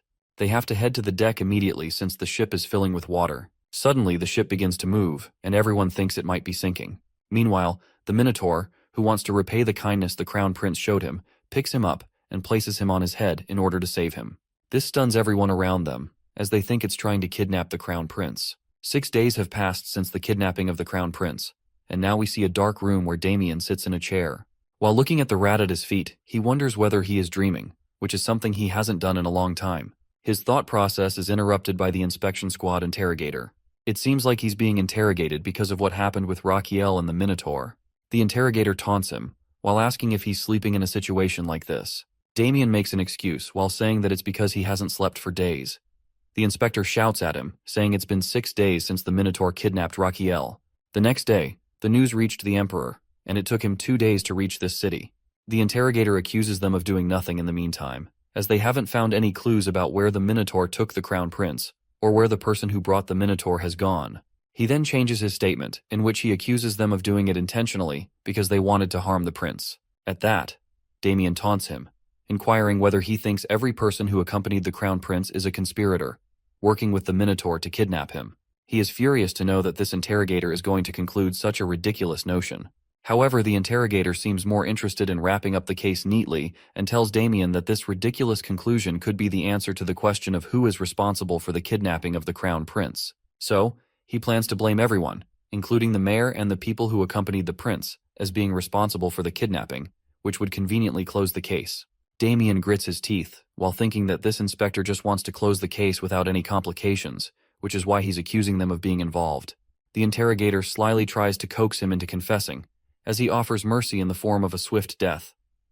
Damien angrily tells him to go to hell, but the interrogator, with an impish expression, replies that he has other ways to make him confess. Then, he is put into a cage, which is hanging, and he finds Agnes and the mayor in their respective cages as well. He notices that they have ignited a fire below them, and after smelling the oil, now he wonders whether they're going to burn them alive. The interrogator once again tries to coax them into confessing that they're the culprits, but Damien insists that if they want something from him, he can tell them the truth. He angrily tells the interrogator that he is the one obstructing the search for the Crown Prince under the pretense of the investigation. He angrily agrees that he is more than eager to find him. After hearing this, the inspector orders his subordinate to light the fire. Meanwhile, Damien thinks that he doesn't want to die this meaningless death. Before anyone can do anything, they see the Minotaur coming toward them, and to everyone's astonishment, it holds Damien's cage. Above the Minotaur, the Crown Prince is riding, who asks his subordinates the reason for them being caged. It seems like the Crown Prince wakes up after 6 days on the island, where he finds Eurus, who was once his enemy, but now looks at him with loving eyes. After taking some time, they resolve their differences and become friends. He then thinks that it's a coincidence that Eurus's pain was soothed by him, but he doesn't clarify it to it because he wants it to follow him willingly. Then he tells Eurus that he wants to help it in return, as well as its chest pain will start soon, so they should begin treating it. He starts his acupoint scan and concludes that his angina isn't very advanced yet, so it can be treated later. Then he turns his scan to the gallbladder. He asks Eurus whether he feels full after his meal, to which he gets a positive answer. He adds that it's because he's filled his gallbladder with lots of stuff, so it needs to be emptied. Then he explains the process, but Urus doesn't understand a word and looks at him blankly. Finally, the Crown Prince decides to use simpler language and asks Urus to press the spot he points to with his finger. He gestures for Urus to clench its fist and hit its solar plexus. Urus seems hesitant, but the prince urges it to do so. It does, and by observing its condition, the prince concludes that something must be stuck inside. Finally, it's revealed to be a big piece of cholecystitis. The Crown Prince is happy to have found this significant piece. He asks Urus about the condition of his bloating, and Urus answers with a cheerful tone. The prince happily responds, as he is glad that it's nothing serious, and that now he has owned the Minotaur as well. He then asks Urus to go back with him, as they need to save his comrades, but Urus is hesitant to return because he fears they might fight again. The Crown Prince consoles him, while assuring him that no one will harm him. On their way back, he spots the flag of the inspection squad, which answers directly to the Emperor, and concludes that their choice to return earlier was the right one. Back in the present, Raquiel is shouting at the squad to tell him who is in charge of the inspection. The devil of an interrogator casually answers that he's in charge, which irritates the prince. Not only this interrogator has the guts to accuse the Crown Prince of not being one, just because he brought a Minotaur into the city. Everyone looks at him with bewildered expressions, while wondering what he's doing. Raquiel retorts that this implies he's dealing with a doppelganger who's pretending to be the Crown Prince. The interrogator responds that it might be the case, as there could be forces wanting to harm the imperial family, especially with the Crown Prince missing. Now the real Crown Prince needs to verify his identity. This infuriates Raquiel to his core. He says that if they want to verify his identity, they should also verify the true faces of his people. To demonstrate his point, he starts with Damien, who had thrown himself between the Crown Prince and the Minotaur to buy him time. His fight with the Minotaur showed his loyalty and devotion. Meanwhile, Urus had broken his cage, allowing Damien to emerge from it. Then he turns to Agnes, who quickly catches him before he falls from the second floor. If she hadn't been there, he might be a dead person. Next moment, she is freed from the cage as well.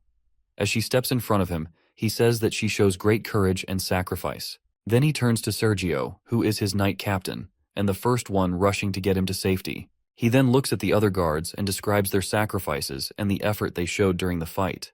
Listening to this, the royal guards discuss that he might be the real Crown Prince, but are confused about how he managed to survive. On the other hand, dread is clearly visible on the face of the interrogator because he was sure the Crown Prince isn't coming. That's why he blames everyone in his party in order to close the case. This is how he's always done things. Because when an important person dies, someone must be blamed for it. At this, he bows before the prince and starts begging for forgiveness, while realizing that he's dared to question his identity verification. However, the Crown Prince remains unfazed by his drama and turns to the mayor, who chose to stay with his city to protect them rather than run away. He then approaches the cage and states that the mayor is the best example of how nobility should fulfill their duties. He then turns to the interrogator again and angrily exclaims that meanwhile, the head of the investigation squad is questioning his identity. He warns him dangerously that it is his people, who have stayed by his side regardless of the circumstances, who have made him the Crown Prince. He stops him from making any excuses, already knowing what they will be. He reflects on the situation in Korea, where a similar incident had occurred. In the end, he concludes that the interrogator will be held responsible for the farce of the investigation he conducted. The next day, everyone gathers on the shore, gossiping about the latest news. Their hot topics include the investigator who's been accused of hindering the search for the Crown Prince. He is likely going to be either hanged or sentenced to life in prison. They also discuss the Crown Prince's skill to tame the fierce Minotaur, who has become obedient to him. A young boy claims that he saw the Crown Prince grow as big as the Minotaur and fight with it.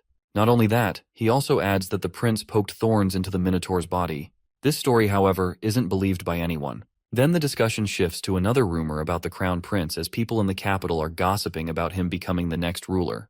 Meanwhile, Damien is watching all of this from his window. He turns to his master and asks how he could possibly tame a Minotaur. Raquiel explains that he never actually tamed it, while explaining that it was all a misunderstanding on the Minotaur's part. Seeing Damien's confusion, Raquiel further clarifies that when he grew and poked the Minotaur with the thorns, its pain lessened, leading it to believe that Raquiel must be its savior. For a while, they discuss how this misunderstanding works in Damien's favor, as he can now earn some handsome rewards which a prospect he's not ashamed to entertain. Yet, Damien feels a little embarrassed about not truly defeating the Minotaur, so he resolves to train harder. Damien then informs him that he wants more money because he has also completed the task he was given by the Crown Prince. He supplies that he's quite glad to hear that he's collected all kinds of medicinal ingredients. Damien explains that it's because Cremo is a larger port and a commercial city. Then he drops a bomb on our prince, revealing that his father returned to the capital as soon as he heard that his son was safely back. The prince doesn't like his father's heartlessness over this, but he remembers his father's words and concludes that he can't do much about it. So he ignores this thought as he focuses on his task at hand and asks Damien to bring all of that medicine here as he is about to start. Upon receiving the supplies, he exclaims that he's going to prepare the golden minotaur pills in the mayor's kitchen. After a while, he's in the kitchen humming and cutting ingredients to prepare the medicine, which annoys Damien. Finally, he has made the golden minotaur pills and decides to experiment it on himself. As soon as he eats one, his system informs him about the pill's effects, while revealing that his internal organs have become more energized. However, his stomach doesn't appreciate the taste. In return, though, he gains 500 more HP from his organs. Not only that, his tonic concoction analysis skill activates because he made the pill himself. After reviewing the long list of benefits from the pill, he feels quite happy to see that it not only treats cardiac disease, but also provides natural sleep without any side effects. Reading this, he feels ecstatic about the results. The next day he goes to Eurus and asks how it's feeling. Then, he gives it the pills to help soothe its chest pain. Without hesitation, Eurus eats them all. It feels extremely energized from the pills, and their effectiveness increases by 10% after he uses them to heal the Minotaur, who is his patient now. Not only that, he gains a life bonus of 7 days and an additional 600 HP from his organs. Later, he is lying on the Minotaur leisurely, planning to counting on his Minotaur from now on. The next day, a large crowd gathers in Cremo City Plaza for the award distribution ceremony honoring those who helped him that night. That morning, Rakiel makes a grand entrance, riding in on Urus. Seeing him, the crowd confirms that he's likely to become their next king. Unbeknownst to their discussion, Rakiel begins the ceremony, while recalling that the last time he received this much attention was during his fight with his brother, so he doesn't want him to feel afraid. He starts the ceremony by addressing his bodyguards and complimenting the bravery they displayed that night when they fought against a Minotaur. To acknowledge their efforts, he's going to give them his golden medicine. With a smirk, he praises the mayor in his mind, who solved his problem. The scene flashes back to 2 days ago when he's resting with Eurus and the mayor approaches him. Rakiel explains to him that he's going to hold an award ceremony to honor those who worked hard that night, not only to acknowledge their efforts, but also as a way to advertise his medicine. He then shows him the medicine he plans to give to his subordinates. The mayor immediately understands that Rakiel has ulterior motives and realizes what he wants to do. He suggests that if Rakiel gives the medicine as a reward, it will definitely make the nobles curious about it. He even planned to create a special premium edition in Crown Prince's name. He also understands that he needs to make this ceremony as grand as possible to attract future customers and increase the value of the medicine. With that, the mayor rushes off, while asking for 2 days to organize the ceremony to his liking. Now at the ceremony, Rakiel is pleased to see the results of the mayor's efforts. First, he acknowledges the bravery and efforts of his subordinates who fought that night, then subtly shifts the topic to describe the benefits of his medicine, which is made from the Minotaur's gallstone. He explains that it grants stamina as great as the Minotaur's while curing numerous other diseases. He even flashes his pet to prove his point. He adds that people who can't sleep will also find rest with this medicine, while slipping in more praise for his subordinates. Then, he shamelessly turns back to advertising the medicine, even announcing a limited offer which they can get it at an affordable price of only $9.99 Megan for 1 month. Seeing this, Agnes and Damien realize that he's acting like a con artist to lure in future customers. They glance at Sergio, who's also there to happily promote the Crown Prince. In the end, Rakiel shows the crowd several pamphlets to further advertise his medicine. Even after witnessing the shameless promotion of his medicine, many people still want to buy it. Some even consider borrowing money to purchase it, as it's quite expensive. Seeing the positive response from the crowd, he slyly decides to promote his tradition medicine clinic too. He fake coughs and addresses everyone, while immediately informing them about the existence of the Side Palace Traditional Medicine Clinic, which he runs. Many of his subordinates raise cards and pamphlets to advertise the clinic, and even Minotaur helps with the promotion. He adds that he has introduced new kinds of medicinal treatments at his clinic. He asks the audience if anyone has heard of it, and 2 people raise their hands. Seeing them, the prince conveys his relief that someone has heard of it, as he doesn't want to promote it by his words alone. Then, he decides to add a little flair to his advertising and starts talking about how beautiful and important the city of Cremo is, given its standing as the northern port and commercial hub. He emphasizes that it's essential for the city's people to be healthy to help the city prosper. His speech stirs everyone, making them emotional with his display of concern. He then dramatically offers them to visit his clinic, even for minor health issues, and promises to personally examine them. However, he understands that they're still hesitant, so he decides to push them further. He announces a free treatment coupon for the first 100 people who come, which prompts a protest from Agnes, as the clinic was free from the start. Seeing people racing toward him, he feels giddy at the sight of his bonus life in the form of potential patients. Soon, he's busy consulting on the health conditions of the people, while handing out coupons and offering advice. Not only that, he even covers their travel expenses and accommodation. After distributing all 100 coupons, his face brightens with pride at the success of his advertising. Seeing his happy expression, Agnes is on the verge of tears, noticing that he's even covering travel expenses for his patients. This means they'll need to sell everything to cover the cost. He doesn't realize it's been 9 hours, though his organs are begging him to let them rest now. Everything around him starts to blur, but he worries that he can't afford to lose his cool in front of everyone by fainting here. Instead of fainting, he falls down and begins to chuckle nervously as everyone rushes to him, while cursing his body's low stamina. His system informs him of what he's done, witnessed by the people of Cremo, along with his exhaustion. Seeing him like this, the people of Cremo feel touched by his dedication, and he's granted a new title. A new power is added to his traditional medicine skill called Great Doctor Point. This is a kind of reputation value in which, whenever he makes an impact on society through his medical practice, or people are touched by his effort and skill, he will earn 101 GDP. He understands this new point system but doesn't know where to use them. Upon hearing this, his system informs him that he can use these points to buy a lie voucher. With the help of the voucher, he can tell a lie to anyone, and they will believe him. Damien rushes to him and helps him stand. Meanwhile, he receives more information about the lie voucher. For example, he has to choose the person he plans to lie to. Additionally, each voucher can only be used once. Mythical creatures and people closer to him might not be affected by the voucher. He then asks Damien to give him a piggyback ride, and Damien responds that he'll do it if he gets paid for it. After a while, he's in front of a very emotional mayor, who can't believe the crown prince is leaving already. The mayor adds that Raquiel needs to rest before starting his journey. Raquiel brushes off the concern, while saying that he'll sleep in the horse carriage, which prompts a protest from the mayor, insisting that it's not comfortable. He concludes the conversation by praising and thanking the mayor for everything he's done for him. Then, he heads to his carriage, tossing an offer to the mayor to visit his clinic with Captain Roberto.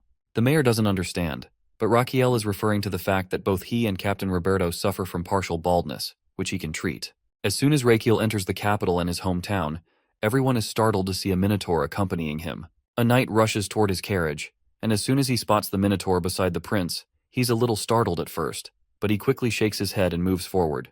He wakes the crown prince and hands him an envelope sent by the emperor, after greeting him in a very formal manner. Raquiel takes the envelope from his hand, feeling a bad sense of foreboding about the content of the letter. He opens the envelope, his eyes shining with worried curiosity. This letter is a summon for him in the court of his father. He doesn't feel good after reading it. However, with a grin, he brushes off his worry by thinking that he's going to use the lie voucher in case things go south. Later, he's shown in front of his father, greeting him. He stays bowed while waiting impatiently for his father to say something. Finally, his father deems him worthy of wasting some words on him and expresses how irresponsible and incompetent his son is to endanger the people who are traveling with him. He doesn't like his father's words as he almost meets his end during that fiasco. His father then asks about the attack that happened at the mayor's residence, which he had confirmed. His father again reprimands him for not going to safety quickly, which led his bodyguards into a dangerous situation. He even has the nerve to tell our boy that he needed to take precautions before any kind of situation arises. All of his scolding and reprimands are making our dude quite irritated, especially since the situation was something he couldn't predict beforehand.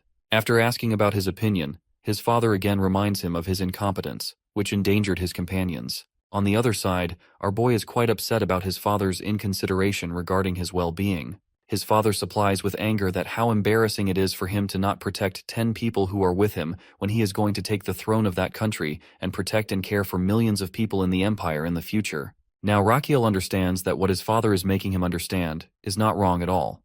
Then his father instructs him to reflect on what he has told him, and he agrees to do so. At last, his father grants him to say something as well. Raquiel himself wants to have a two-way conversation with his father and asks him to quit smoking. He adds that he needs to be healthy because he has the burden of leading the country. After saying this, he smirks, thinking he has given his father a taste of his own medicine. Raquiel then adds that the prosperity of the imperial family depends on his health. At this moment, he thinks about the novel in which the emperor dies due to a heart attack caused by stress and smoking after the death of Rachiel. Later, it leads to the downfall of the empire. Most importantly, he doesn't want the emperor to have the same end as his own father. His father informs him that the day he first asked him to quit smoking, he did it. So, does he want to say anything else? Hearing this with a stunned expression, Rachiel says that he doesn't have anything else to say and asks for his leave. Just as he is about to leave, his father tells Rachiel not to eat the meat of summoned beasts, as it could harm his body. Later, when his son has left, the emperor thinks about his son with a soft expression, considering his concern for him. Then he asks someone about the pill Rachiel has developed.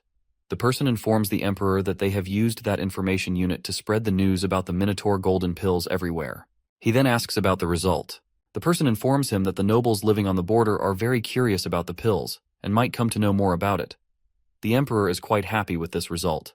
On the other side, our boy and Damien are heading back to the side palace, and Rachiel is counting his every step. Damien asks him about his purpose in doing so, and Rachiel tells him that he's just coming. Then, the next moment, a very crying and emotional Garden is seen rushing toward them. Our guy tries to stop him while jokingly asking his doctor whether he was this excited to see him. He complains in return that he left him for patience. Rachiel decides to prepare a tonic for him as a reward, and thanks him for his hard work in taking care of the patients in his absence. Then they discuss the incident at Cremo, and Garden is quite shocked to see the Minotaur behind him. Rachiel compliments his acting skills, because he might already know about him bringing a Minotaur with him. On the other hand, Damien is thinking awkwardly that no one is normal there. On the way to the entrance, he asks Garden if there's anything he doesn't know. Garden tells him about some strange inquiries where people are asking something about a medicine that doesn't exist yet. Garden has shown him the piles of those requests in which people want to buy the Minotaur pills, and the nobles are the most excited buyers. He then looks out the window to the people who are traveling there, eager to buy the medicine. His eyes shine to see them, and he asks Garden to make them line up according to their list. He is selling his special edition medicine. After 10 days, they have sold out all of the pills. When he's happy about it, Garden ruins his happiness by telling him that he's been summoned by the emperor. He anxiously thinks about what his father wants from him now. When the guards let him into another room of main palace, he is shocked to see that it's not an audience chamber, but might be the emperor's room. When he enters the room and sees the emperor, something falls in the pit of his stomach as he realizes that the emperor is in the same condition his father was. Rachiel's past self is seen in the internet cafe, where he is found playing a game which he is losing constantly. This is making him quite irritated. His friend tells him that his phone is ringing constantly, but he says that he doesn't care about it. When the game is over, he finally decides to pick up the call. As soon as he does so, his expression changes to dread. He rushes, his tone frantic, and can't hold himself together when he sees his father on his deathbed. In the present time, he tries to move past his trauma and see his father in this state. But there's no time to indulge in such things as he needs to treat the emperor. He diagnoses that the emperor might have had a stroke because his muscles and nerve signals, which control the muscles of the body, are all over the place. Then he turns to the emperor's doctor about his father's health condition. To his shock, the doctor informs him that the emperor has been fainting since the previous night. He asks about the cause of the problem.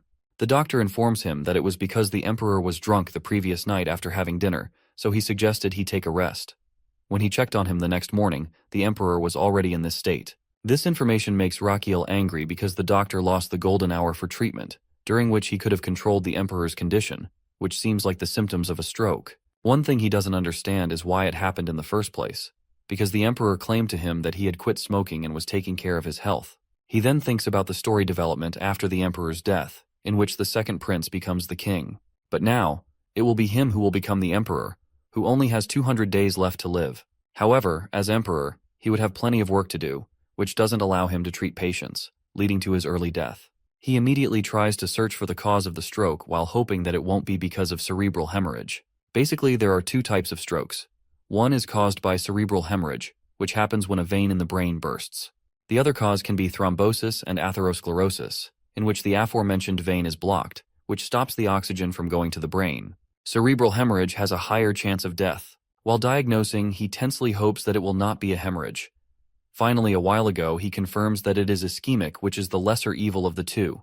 This condition paralyzes his father or makes him immobile, so now he needs to check which vein has been blocked. While checking his veins, he is petrified to see that one of the blood clots doesn't seem natural because he can't see the lines of Zahn. It increases his tension, as it's not natural to find such a clot there. He looks at his doctor suspiciously and decides to investigate this matter later, as he needs to further treat his father. For this purpose, he needs to move him to his clinic. At this moment, his thoughts are interrupted by the Archbishop. Rakiel introduces himself and asks whether his purpose is to be here to heal the Emperor. The Archbishop confirms it by adding that he is here to pray for him, but the Emperor's condition is quite critical for him to pray much needed. He then starts his divine power as the prince had allowed him. To see the effectivity of the divine power, he uses the acupoint scan skill and is shocked to see that the Emperor's cells are regenerating during this divine healing. He is glad to see that the cells are regenerating, as it is generally impossible to do so due to the damage of the brain cells. After finding the hope that he might save him, he starts to pray alongside the Archbishop. A while later, the Archbishop claims that he is done. He then checks his condition and states that even though the blood cells have regenerated, they will die down eventually because the blood clot has not been removed. Now his top priority is to remove that clot. He contemplates which treatment he should adopt to do so. The most dangerous would be reperfusion injury, which is a condition in which blood flow is resumed in a part of the body that previously had ischemia. In this condition, the part that has ischemia takes the most damage because it worsens cell recovery. After concluding something, he orders Roberto to bring the palace mage. He then asks whether the prince has lightning magic in his mind, which he declines. Before the captain even takes a sigh of relief, the prince exclaims that he is going to freeze the emperor. After a while, the palace mage stands in front of the tense prince and emperor's doctor. Upon knowing what their crazy prince wants him to do, he is quite shocked. The mage is hesitant and tense, knowing this could endanger him. But Rakiel seriously tells him that it's the same as what happened with George, so he needs to do it in order to save the emperor. Otherwise, his condition will worsen.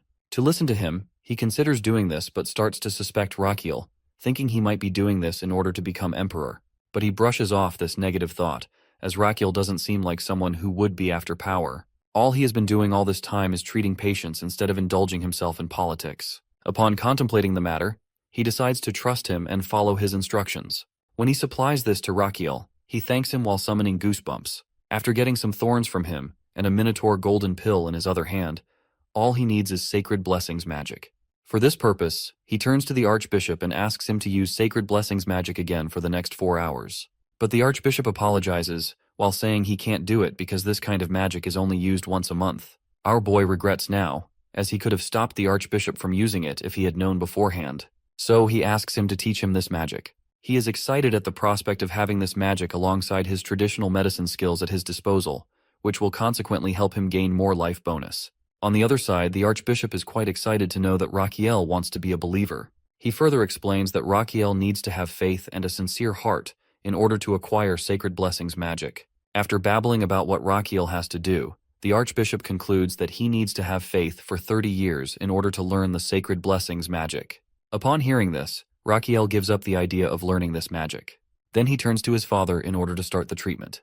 He makes his father sit down and starts his treatment because he needs to prevent the damage from reperfusion injury. So, he will start to decrease his metabolic rate as much as he can. That will help reduce the amount of sudden changes in the cells and minimize the structural cell damage caused by the injury. Therefore, they need to lower the emperor's body temperature for this purpose.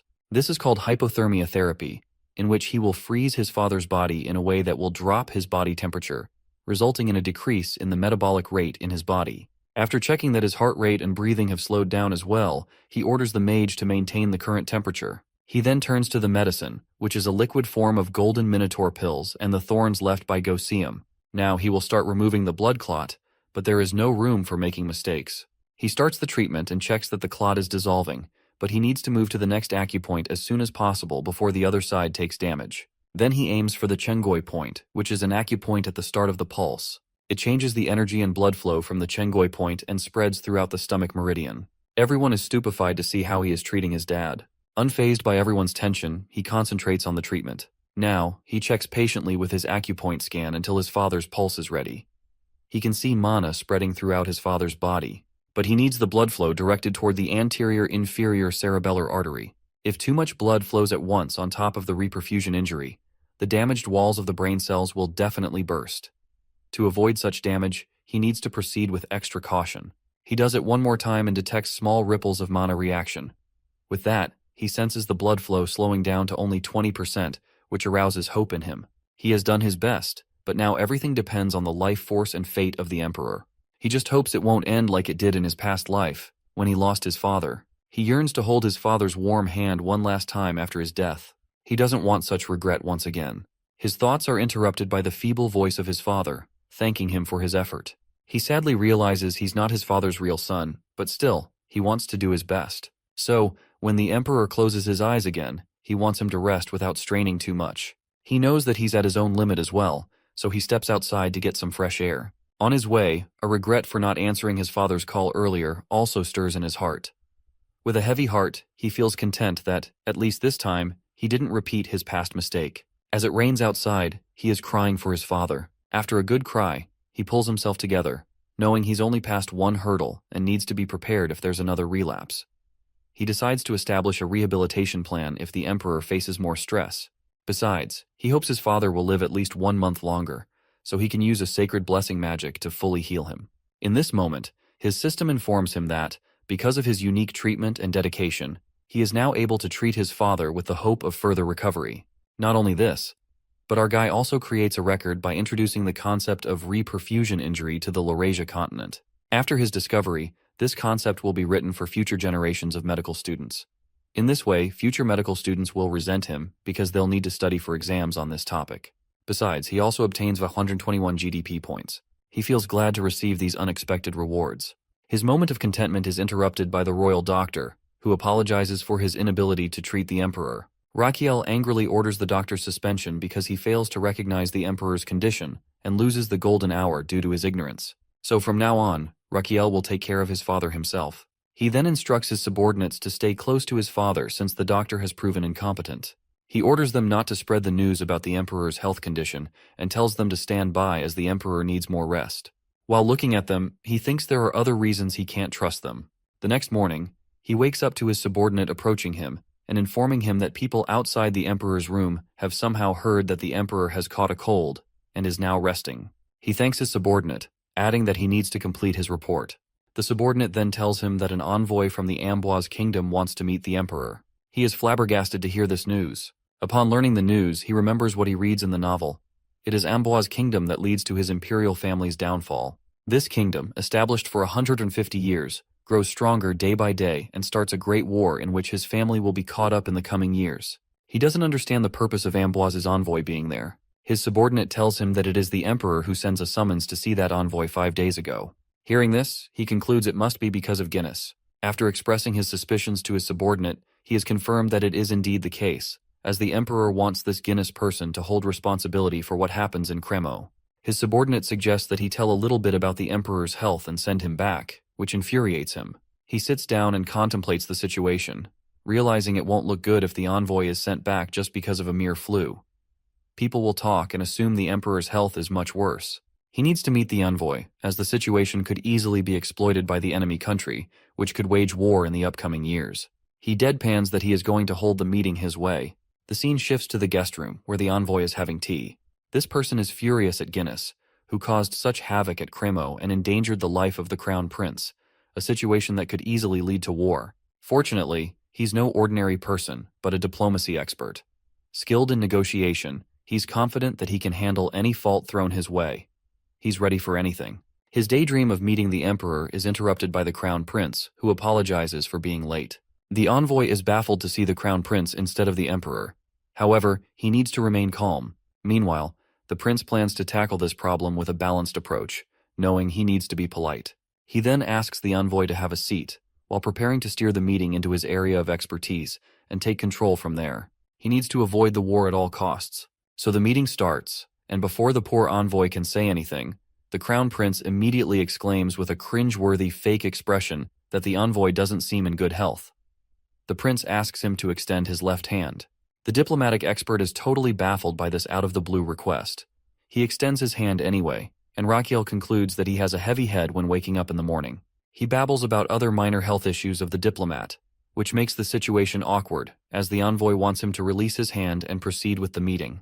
However, while our guy is finding all these common health issues with the envoy, who understands what the crown prince is actually trying to do, but still finds himself getting trapped in his scheme, he needs to meet the emperor as soon as possible. He thinks that he's there to show many negotiation cards to the emperor, but the crown prince's talk is going nowhere. Finally, finding no choice, he sternly reminds him that he is there to meet the emperor. Our dude impishly thinks that this person is disillusioned if he believes he can steer the conversation, but he is determined. He starts to say that he is an important person, representing the Amboise kingdom, so how can they ignore the health issues of such a person? He says with fake sympathy that if the envoy loses consciousness during the meeting, it will ruin their reputation as an imperial family. He can't let that happen. He then steps closer and asks in a dangerous tone whether that should happen or not, and finding no choice, the envoy agrees with him. Rakiel gives him numbers of health advice, like quitting smoking and drinking and exercising for 30 minutes daily. At the end, he throws a bomb, while saying that after doing this, he could avoid ending up like an emperor. This revelation startles the envoy, who asks about the well-being of the emperor. The crown prince dramatically exaggerates how the emperor caught the flu because of the stress of managing the empire, which led him to increase the amount of smoking and drinking, and he ended up in bed. Now he's having a very hard time finding his appetite because of the flu. Upon hearing this, the envoy asks whether this is the reason the crown prince was sent here by him, which our dude confirms. He also adds that the emperor sends his apology for not attending the meeting and wants to rearrange it for a later time. To see the crown prince revealing all of this so honestly, the envoy concludes that he can't just find a fault. Besides, it was the crown prince himself who comes to apologize, who is very transparent with the situation. He understands the gravity of the situation, while knowing that he can't just lose higher hands if he doesn't accept the justification of the crown prince. While having a dilemma, he looks at the crown prince and concludes that he's not an ordinary person. In this moment, the crown prince whispers something in his ear and then shows him something, which prompts a remark from the envoy about his consideration. At the end, it seems like the crown prince has just said something to the envoy, which becomes the last nail in the coffin. The envoy is quite happy to have a letter to pass to his king and leaves the palace. Damien, who witnesses the situation, asks about his method of convincing the envoy. The crown prince casually replies that the envoy has seen his sincerity of heart, though his loyal bodyguard doesn't buy the excuse, knowing him too well. The crown prince then turns to Damien with an extra sweet and happy expression, and informs him that he's going to appoint him a super-secret operation. He tells him that he is going to admit the very important person in the traditional medicine clinic today. Damien is confused about which kind of patient can make him behave like this. He responds that it is the emperor, so he instructs him to go back to the side palace for this purpose. Damien asks whether he needs to ready his personal squad for emergency duty, which is met with an affirmative answer. Before moving ahead, he apologizes for interrupting Damien's training because of this new mission. But Damien shakes off his apology as his main priority is to protect the imperial family. Rakiel knows that after that fiasco at Cremo, Damien realized his weakness in the art of combat and has been training vigorously since then. He knows the time will come soon when he will be the strongest person in this world, but not yet. His thought is interrupted by Damien, who informs him that he is going to the side palace for the preparations. He nods and turns to the opposite side of him.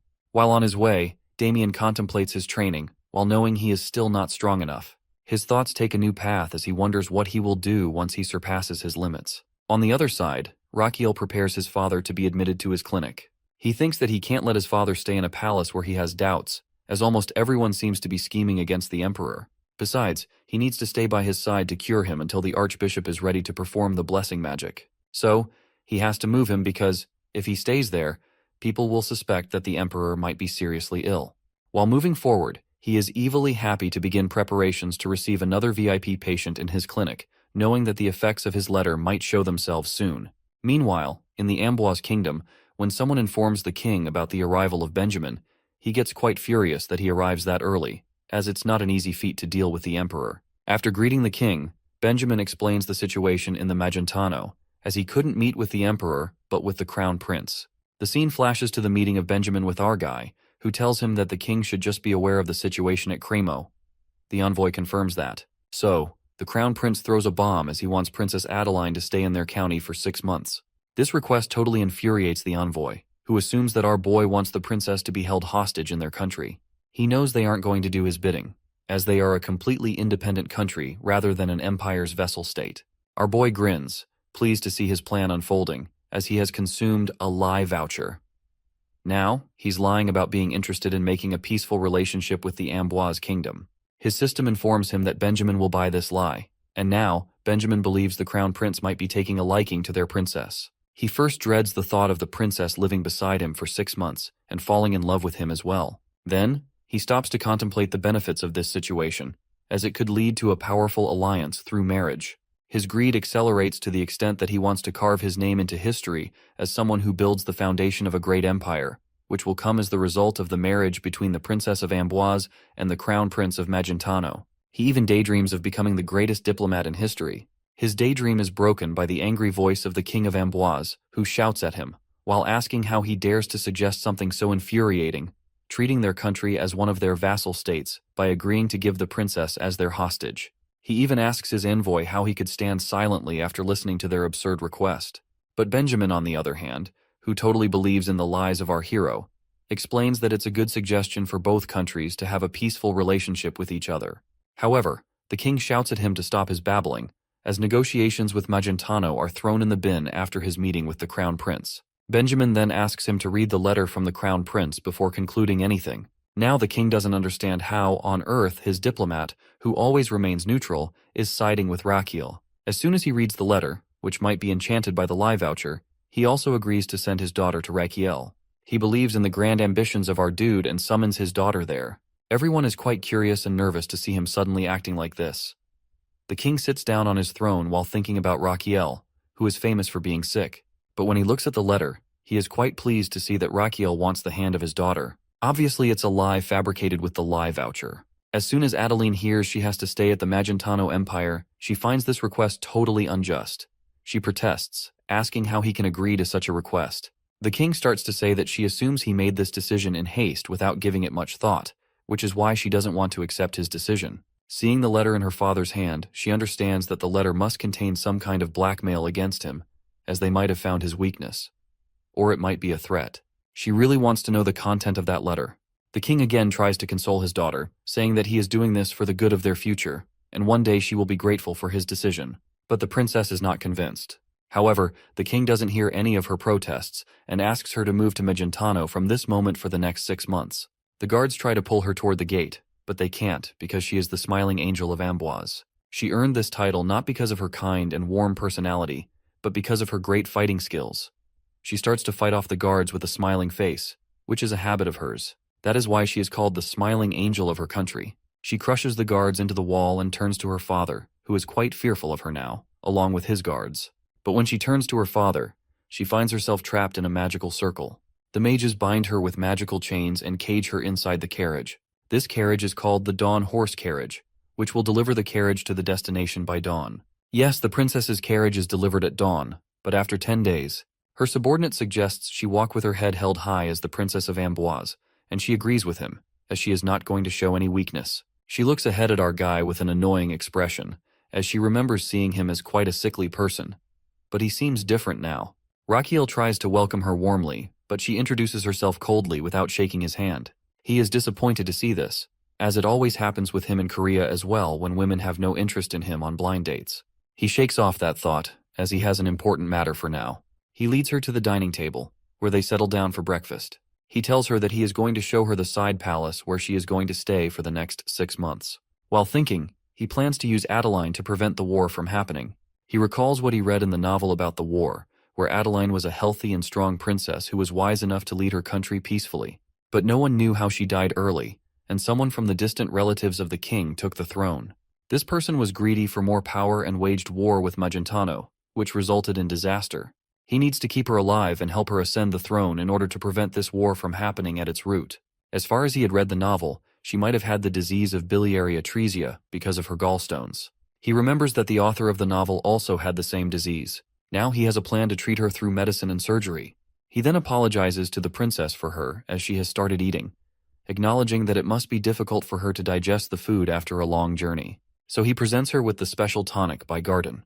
However, she misunderstands the medicine as poison and is infuriated by this gesture. Afterwards, she bangs her fist on the table furiously and shouts, asking how dare they try to mock her like this. As a result of her banging on the table, it cracks all around the places. She further adds that it's not enough for him to bring her here against her will, as he starts to mock her as well.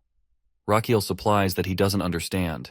She explains that, for her, coming here is a huge decision for both her and the kingdom, which shocks him. At the end, she exclaims that she will just stay there for 6 months as per his order, but she won't do any more of his bidding. He tries to make peace by saying that she misunderstands something, but she interjects that it's not the case. He pauses and challenges her, saying that she's afraid, which leaves her petrified. With an irritated expression, she tries to say something, but he cuts her off by saying that he hasn't done anything wrong besides offering her a meal and medicine for her fatigue. Then he doesn't understand her reason to be afraid to leave the table. She's getting angrier, but he continues, saying that if she's afraid of him poisoning her, he asks Garden to bring the tonic to him as well. While gulping down the tonic in one go, he dares her to think that he, as the prince of the empire, is fool enough to poison her during an official meeting. Then he starts his melodrama by saying that he understands she has been scared. He's playing a trick on her. Knowing that she despises people who are scared and hates being called one, she takes the bait and sits down in the chair while ordering Garden to bring the medicine. But she has a condition, as she will consume his medicine only once. He comments that first, she should have the medicine before making any decision. She looks at the tonic and thinks that, however she sees it, she only sees poison when looking at it. But she gathers courage and gulps the tonic in one go. It tastes awful. Then Raquel offers her the candy, as is the tradition to have this after consuming the bitter medicine. He adds that it has a plum flavor. The princess salivates at the sight of the candy, but her pride stops her from taking it. She finally takes it, and the guy offers her the grape-flavored one as well. She feels like this sweet tastes like heaven, but she gathers her pride, stands up from her place, and adds that she's done with the medicine and dessert and would like to leave. He questions if she's going already. She retorts that there's any reason for her to stay there. He answers negatively, while adding that she will be guided to her room by the Lord Chamberlain. On her way to her chamber, she wishes that she does not want to see him during these 6 months. Later, Adeline is seen exercising with her knights and is very happy with the results of today's exercise. When she turns to her knights, they all seem quite tired. She asks them why they're tired, because she doesn't feel any fatigue. Her knight answers that it's because they've traveled for 10 days, nothing else. His statement makes her think about why she's not feeling that fatigue at all, unlike her knights. Suddenly she realizes that it might be because of the tonic she had consumed, but she doesn't want to admit that it's the case. Suddenly, the children and old people going to a particular area of the side palace catch her eye. She assumes that they can't be the workers of the side palace.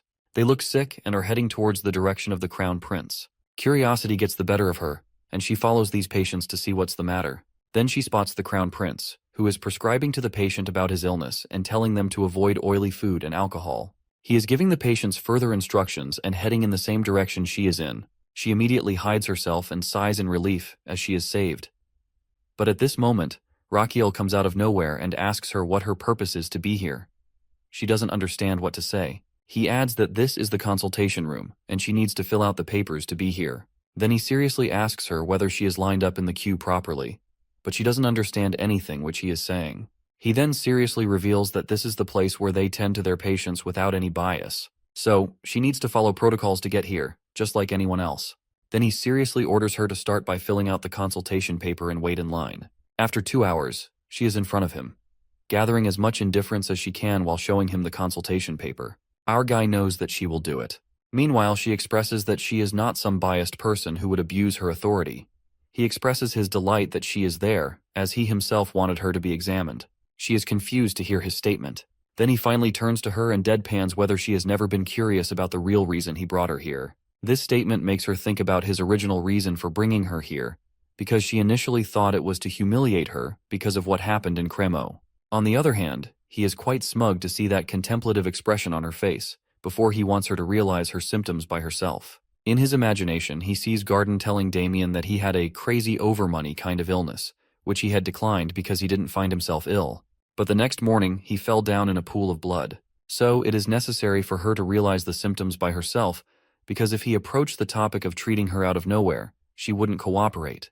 Then he deadpans that she will die in 2 years, which leaves a terrified expression on her face. She nervously tells him that it feels like he's cursing her, but he lies to her, saying that they know this truth because of the intelligence department of the imperial family, which knows everything, even about the royal family of Amboise. So they detect the early symptoms of the serious illness in her that will cause her death. After listening to all of this nonsense, she is quite furious, as she was about to see him in a new light after witnessing how he treats patients. But she doesn't expect him to throw this kind of ridiculous joke at her. She shouts whether he is mocking her. He tries to reason with her, saying that his only intention is to treat her illness. To sense her doubt, he suggests that he will prove it to her. With that, he summons Bobok and asks if he is going to give it some task while adoring his summon. She, on the other hand, is quite shocked to see that he has summoned a monster. He then introduces both of them to each other, while adding to Adeline that Bobok analyzes the medicine at his clinic, but today it is going to perform a different task. Now he is going to perform an acupoint scan with the help of his summon. 3 days ago, he was lying on his bed while feeling quite exhausted because of his irregular sleep pattern.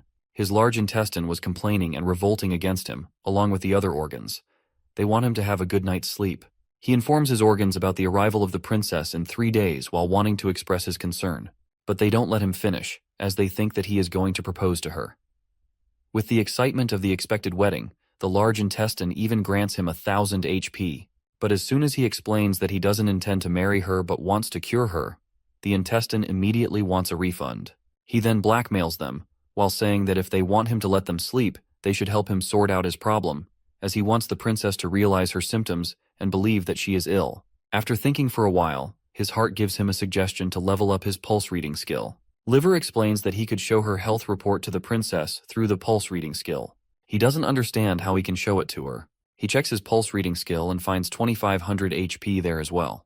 He can level up his skill by consuming his HP. He has purchased the next level, but after reading the description, he decides to level it up a little more. He keeps leveling up until he reaches level 10. By acquiring this skill, now he can not only read the pulse but also show it to his patient as well. Not only this, he has also unlocked another skill in which he can show the test results to the patient on the external screen. Back in the present, he shows the external screen, on which the image of the princess's gallbladder is displayed. She doesn't believe in him, so he tells her to press her stomach, and when she does so, there is movement in the picture. It makes her believe that it is indeed her gallbladder. He states that he understands, as it must be surprising for her to see her internal organ. But she is sad now, understanding the gravity of the situation she is in. Meanwhile, he explains to her that the gallstone inside her will eventually block her bile duct. In this way, the bile that's supposed to pass through her bile duct to her duodenum will go to her liver. From there, her liver, spleen, and pancreas will start to deteriorate. In the last, he deadpans that she needs to be treated to avoid this. She, however, asks him his reason for treating her. He explains that she is the master key to maintaining peace between the imperial and royal families, so he wishes her to become a queen and be healthy to lead her country. She then asks him his method of treatment if she agrees to it. At that, he is going to punch her, but she catches his hand in the middle and breaks it. He yells at her, saying that he was just going to show her his treatment method. She doesn't understand what kind of treatment method it is. He then punches his stomach and tells her that she has to do it. She doesn't understand how this treatment will work, as it seems like a plan to kill her. Unbeknownst to her doubt, he further asks whether she can discharge mana while punching herself, to which she answers affirmatively. He then starts to explain about the external impact wave, which is a kind of treatment he will be using to treat her gallstone. As she discharges mana from her fist, he will guide that mana with the help of Azrahan core technique. She doesn't understand what he is talking about. Rakiel, who has already practiced this technique with Damien, explains further that when she discharges mana toward her stomach, he will guide that mana directly to the gallstone inside her gallbladder. In this way, he can remove the gallstone from her gallbladder. She asks him to let her go after the treatment if he wants her to comply with the treatment, which he agrees to. She is shocked to see that he agrees to her demand so easily. He replies that once she is treated, he wouldn't have any reason to keep her there. On the other hand, she is stunned, as she had assumed she would be stuck there. Unbeknownst to her thoughts, he offers her to go to another consultation room as there is a crowd there.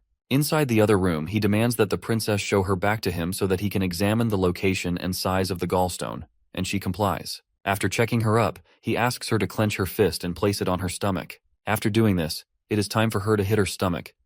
He asks her to shape her mana into a sharp needle when she is discharging it into her fist to her stomach.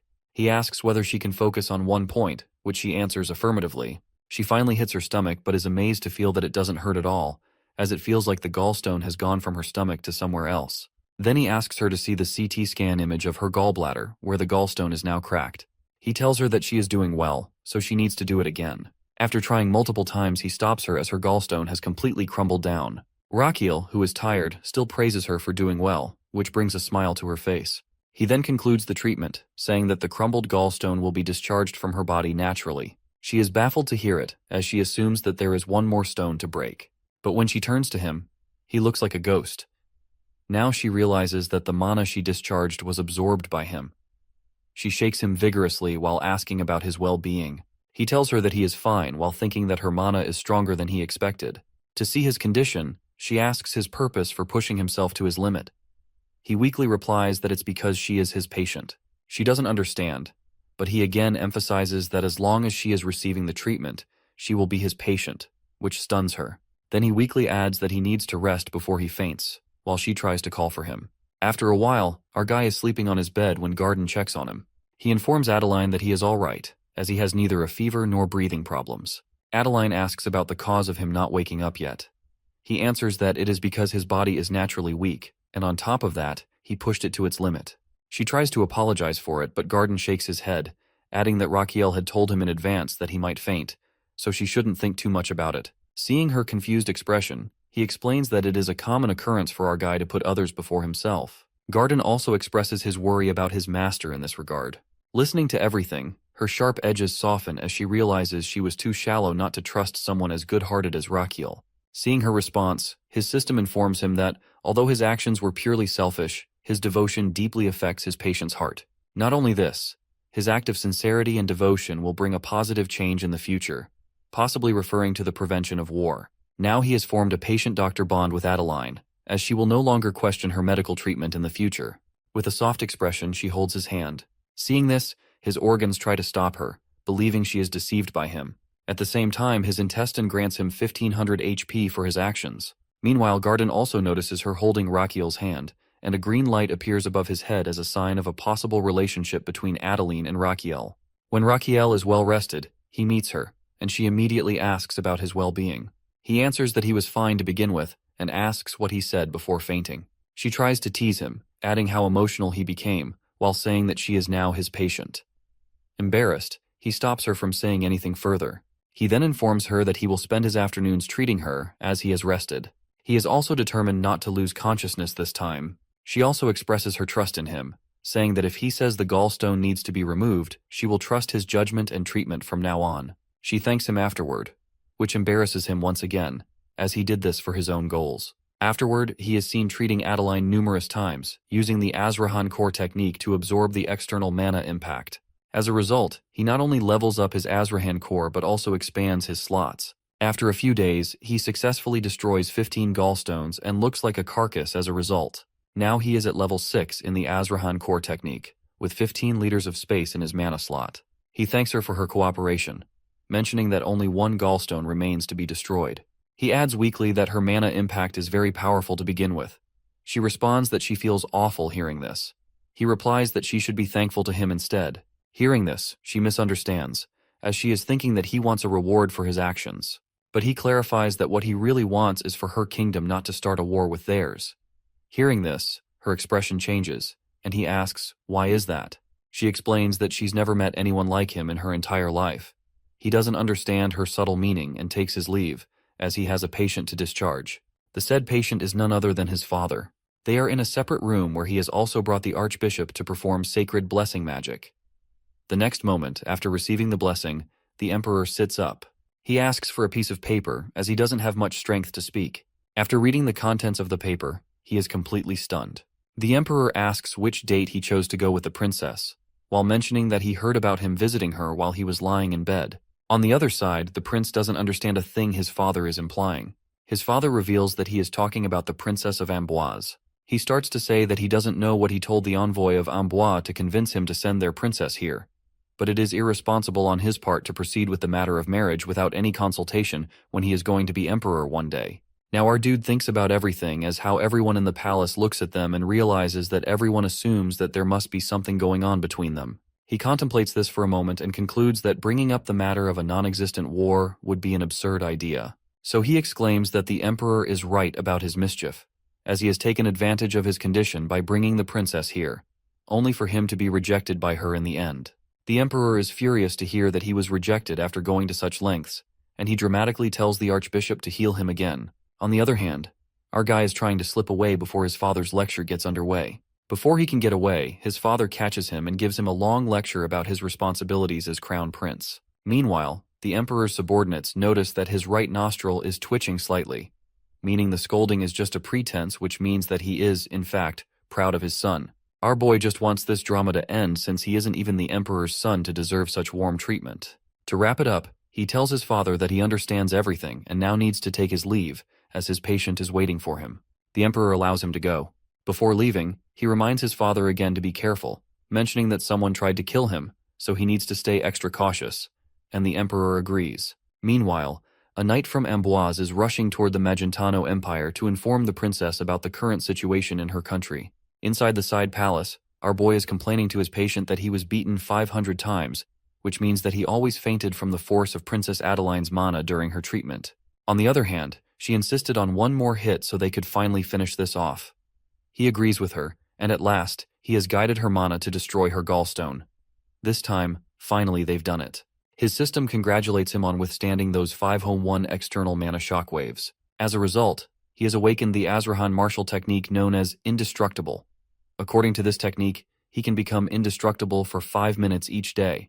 His exhausted organs are thrilled to gain that skill and grant him 2200 HP. He then turns to the princess and informs her that she can't relax yet because her treatment isn't over.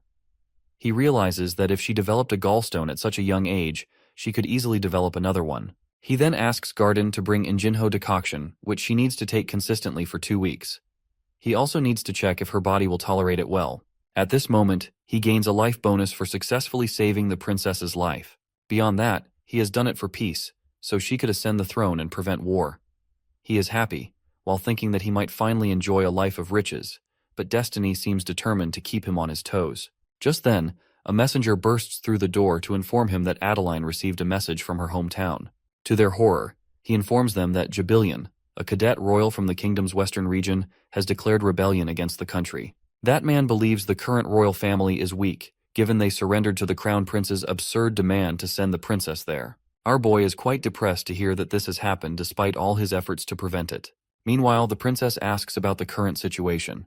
The messenger replies that the war has already started, and that the central army is trying to establish a defense at the Valo fortress. As a result, more soldiers than expected are injured, with high casualties. Upon hearing this, the devilish side of our hero immediately feels excited to treat those injured soldiers as a way to extend his life. He even gains 100 HP for his wild idea from his organs. He knows that what's happened is beyond his control. The main thing he can do now is take advantage of the situation. With this thought, he turns to the princess and dramatically expresses his sorrow over the events in her country. He grants her permission to return to her homeland, but insists on going with her so he can heal the injured soldiers as the army doctor. Hearing his words, she thanks him sincerely, which embarrasses him. To shake off the feeling, he tells her to prepare for their departure. The scene shifts to the army camp, where a carriage has just stopped, and a very fat man steps out, while complaining about how shabby the place is. It is revealed that this chubby person is none other than our crown prince, Rakiel, who is missing the comfort of his luxurious carriage. Beside him stand his 2 trusted men, Damien and Garden. Garden still insists that he go back to his empire, but when he calls him Your Highness, Rakiel warns him to use his new identity by calling him Young Master Rihan. The scene flashes back to a few days earlier, when they had completed their preparations for departure. The princess sees Rakiel enter the room in the disguise of Rihan Belkin. When he tells her to move, she questions his identity, not recognizing him in his disguise. When he replies that he is the crown prince, she doesn't believe him and asks the guard to arrest him. He finally convinces her by reminding her about their treatment sessions, a detail known only to the 2 of them, and she immediately recognizes that he is indeed the crown prince. Gardan also comes up behind him, affirming to the princess that he is indeed the crown prince. Our guy reveals that this new identity is granted to him by his father. It is revealed that he goes to his father to ask for permission to go to Amboise. He informs him about the ongoing civil war in Amboise, and expresses his intention to infiltrate their military operation under the guise of a military doctor. The emperor asks him what he hopes to gain by helping Amboise soldiers. He answers that he can observe their military tactics, command structure, and administration, while staying in the safe zone as a doctor. Now the emperor's nostril is twitching, which is a clear sign of his pride for his son. He knows his father will allow him to go, as he truly enjoys putting his son to the test. He tells everything to the princess, while adding that he transformed his appearance with the help of the palace mage, which is only an illusion. She also checks his documents, which identify him as a fallen noble with medical training with top score. On their way to Amboise, Damien asks about the clinic that both Gardan and Rakiel are leaving behind. Garden informs him that Agnes is well trained to run the clinic for a few months, as they have spread the rumor that Rakiel is sick and needs rest. Noticing Damien's expression, Garden asks what's on his mind. He expresses concern about whether Agnes is receiving bonus pay for the extra duty hours, which makes Garden break into a sweat. Meanwhile, he's thinking that being a doctor isn't an easy feat. Finally, after a few days, they reach Amboise, and with Adeline's help, he is assigned to the rear camp for the wounded. Before heading to his duties, he hands Adeline the recipe for Injun Hotang and instructs her to take it regularly. When they enter the camp for the wounded, he's surprised to find no other medics besides himself. Afterwards, he's horrified by the condition of the soldiers. A man responsible for caring for the injured soldiers asks about their identity, as he assumes that they are superior officers.